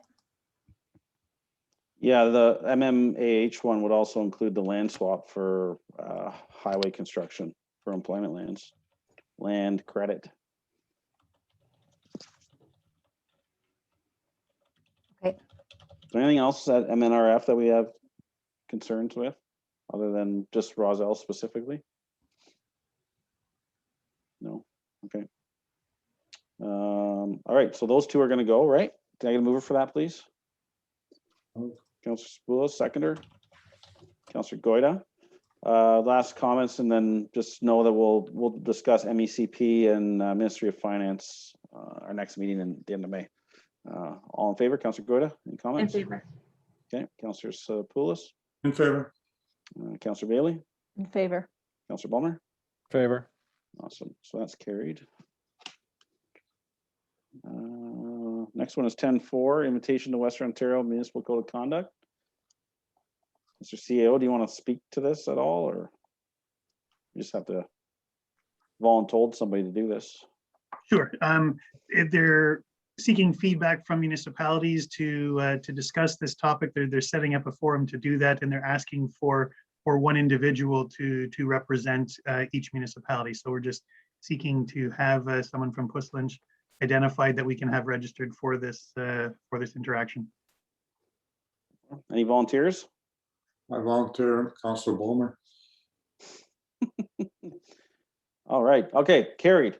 Next. All right, Councillor Bulmer, will you stand for that nomination? Yes, thank you for your confidence, Councillor Sapoulis. You have the most whiskers on council. Oh, thank you. So you're good? You're good, Councillor Bulmer? Do we need an official resolution and vote, Mr. CAO? Might as well just have the record of it, sure. Councillor Sapoulis moved that Councillor Bulmer represent us for this Western Ontario Municipal Code of Conduct consultation. I guess seconder for that. Councillor Bailey, you're gonna throw him under the bus. Perfect. All right, all in favor. Councillor Goida, In favor. Councillor Sapoulis, In favor. Councillor Bailey, In favor. Councillor Bulmer. He's in favor. Oh, he can't vote for himself. It's conflict of interest. All right, that's carried. Congratulations, Councillor Bulmer. All Thank you. right. All right, so council reports. I'm happy to say that Upstream has started their work for TAPMO in regards to aggregate assessments and the self-reporting and a plethora of concerns that we have. So I'm optimistic that we'll get some results from them, but you know, we have an election coming in about a year. So it's going to be, gonna have to work fast, but and we had pretty good uptake on the request from the municipalities. I think TAPMO went out asking for $2,100, and I believe close to 40 municipalities contributed to the hiring of Upstream. Now, not every one of them did the 2,100 because it was mid-budget, as Mary Hassan probably really doesn't like seeing these new asks come through mid-year, but or quarter way through the year. But anyways, most municipalities were able to come up with some funds and help us, and I'll keep you up to date as the work progresses. And council, any updates? I'm sure Councilor Bulmer has one. Mr. Manager, I have a question of you with respect to the roads report that went to county.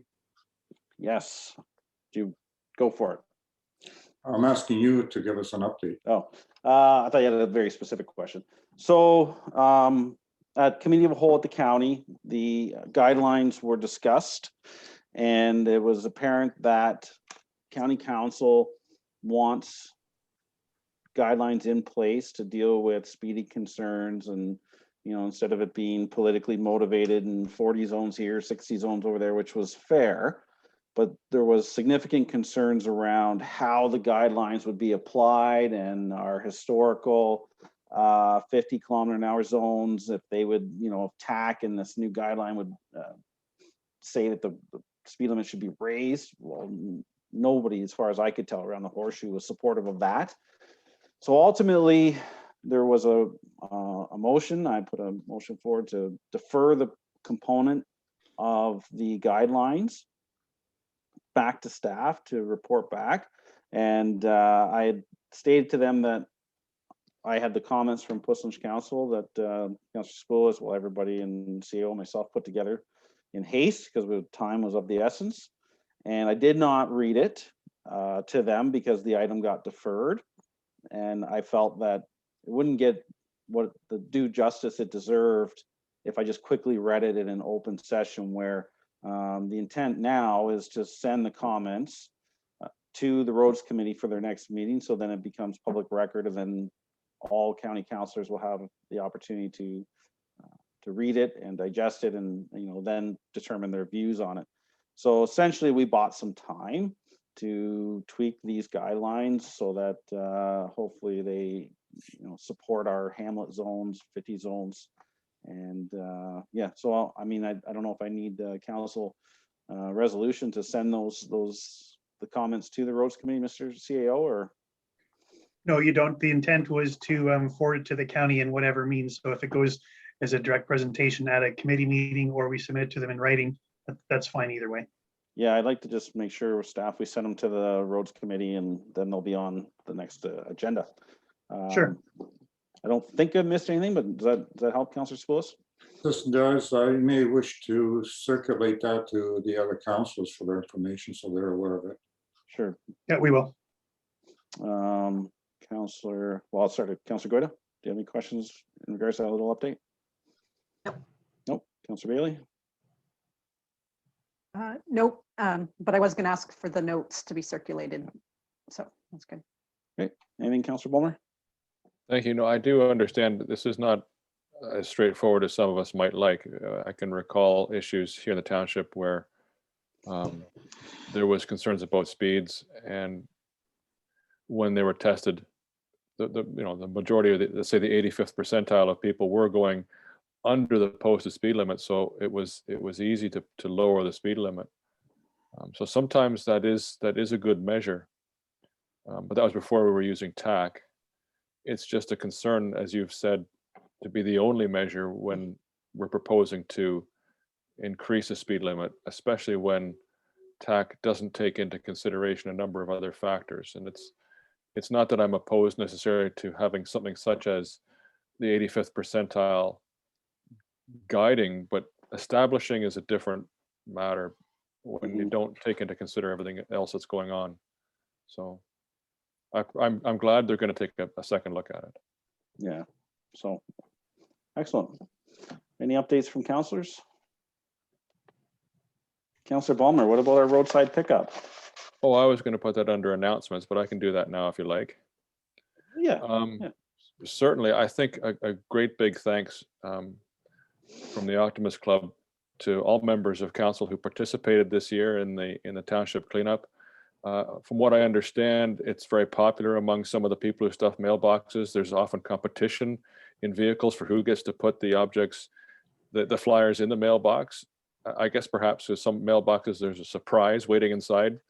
When they open the lid, it's not always mail that's inside a mailbox. So who gets to see that? That's often a competition. And some people are, I think are afraid sometimes to put their hands in mailboxes to do that, wondering if they'll get their hand back. So I appreciate all the effort that went in to getting those flyers distributed. I want to extend a thank you to the staff that participated. It's great. We had the support of the county again this year. We had a county truck. We had the county send the bins. They allowed the bags to go into the transfer station, and township staff really came on board this year again to make this happen. Mike and his staff stepped up right away. There was no questions asked, and made it happen. So I think it's great to see that the Jesus partnership between the Optimist Club and the township has carried on, and it's good. I mean, I don't know if every bag got collected that day, but I know our guys are out there regularly on the roads and they'll pick up anything that was missed. So thank you very much to all. Yeah, good job, staff. One thing I want to say, it did bring to my attention, I think recently we passed the mailbox replacement policy, and it was around snow plowing. And I'd ask our director, I don't know where he went, can you add in a line there to the mayor's children, if they're too rough on a mailbox and they knock it over, that the staff will go out and fix it? Because I don't know how many times we're like, don't touch it, it's a little rickety and it's moving. You're like, oh gosh.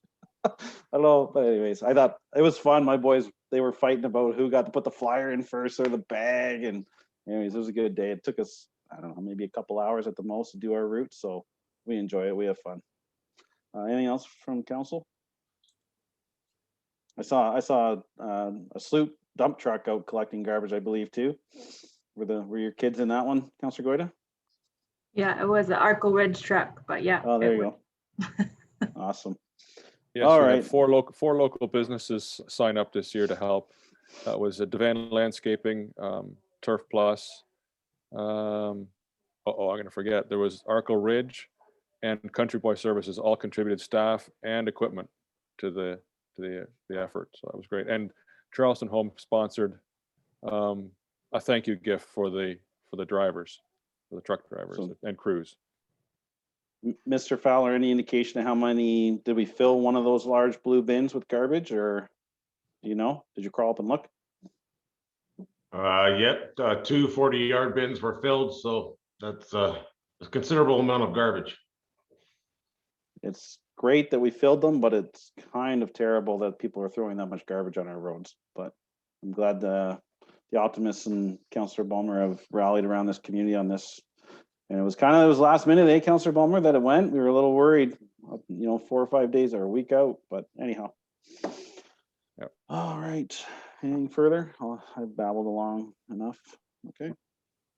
Where are we at? Bylaws. Ms. White Fox? Yes, we and Oh, Mr. sorry. Chair, we just Oh, we got have a resolution to receive that. Yeah, I forgot about that. We do a resolution for them. Go ahead. So it's just to receive the mayor's update and council members' reports for information. Thank you. Mover, please. I'll move.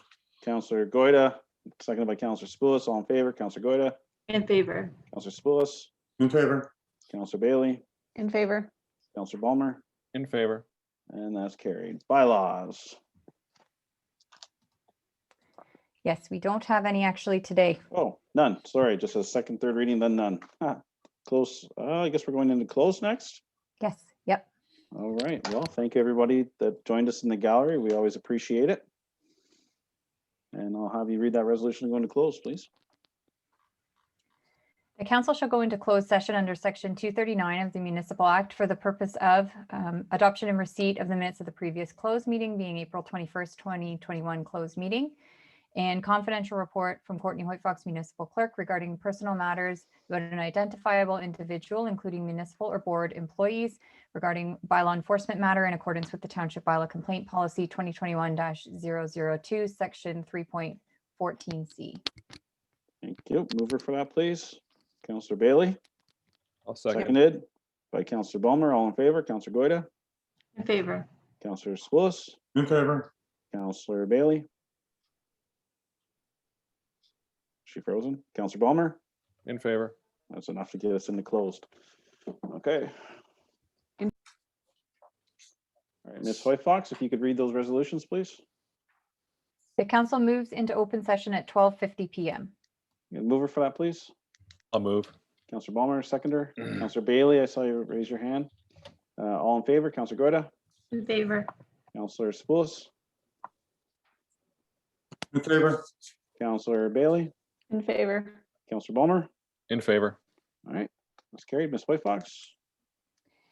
And the council receives the adoption and receipt of the closed minutes of the previous closed meeting being April 21st, 2021 closed meeting, and the confidential report from Courtney Hoyt Fox Municipal Clerk regarding personal matters about Almost done, identifiable Mom. Oh, sorry, individuals, Matthew, you're not muted. Uh-oh. Oh, you including go. municipal or local board employees, regarding a bylaw enforcement matter in accordance with the Township Bylaw Complaint Policy 2021-002, Section 13.4C, and that staff proceed as directed. All right, can I get a mover for that, please? Councillor Bailey, Sure. seconded by Councillor Goida. Sure. Sure, all in favor? Councillor Goida, In favor. Councillor Spoulis, Favor. and Councillor Bailey, In favor. Councillor Ballmer. And hello? Am I muted there you now? are. Yeah, you're Oh, good now. In favor. Yep. All right. Is that the last one, Ms. White Fox? No business yes, it is. arise. Okay, any business arising from the closed session? See none. Any notice of motion? None. Any new business? No? Any announcements? I made Matthew do his early. Anybody else have any announcements? No? All right, confirmatory bylaw. Let the following bylaw be taken as read 3 times and finally passed in open council. Bylaw 2021-031 being a bylaw to confirm the proceedings of council for the corporation of the Township of Puslinch at its meeting held on the 5th day of May 2021. Excellent. Can I get a mover for that? Councillor Goida? Sure. Seconder, Councillor Bailey. All in favor? Councillor Goida? In favor. Councillor Spoulis? Favor. Councillor Bailey? In favor. Councillor Ballmer? Where are you, Ballmer? What, am I not There on you go. now? There you In are. Now you're favor. back. All right, and adjournment, Ms. Hoyt Fox. The council hereby adjourns at 12:52 p.m. All right, a mover for that, please. Councillor Goida, seconded by Councillor Bailey again. All in favor, Councillor Goida, In favor. Councillor Spoulis, Favor. Councillor Bailey, In favor. Councillor Ballmer, In favor. and I'm in favor. We're adjourned. Good meeting, everybody. Enjoy the rest of your day. Bye. Have a good day.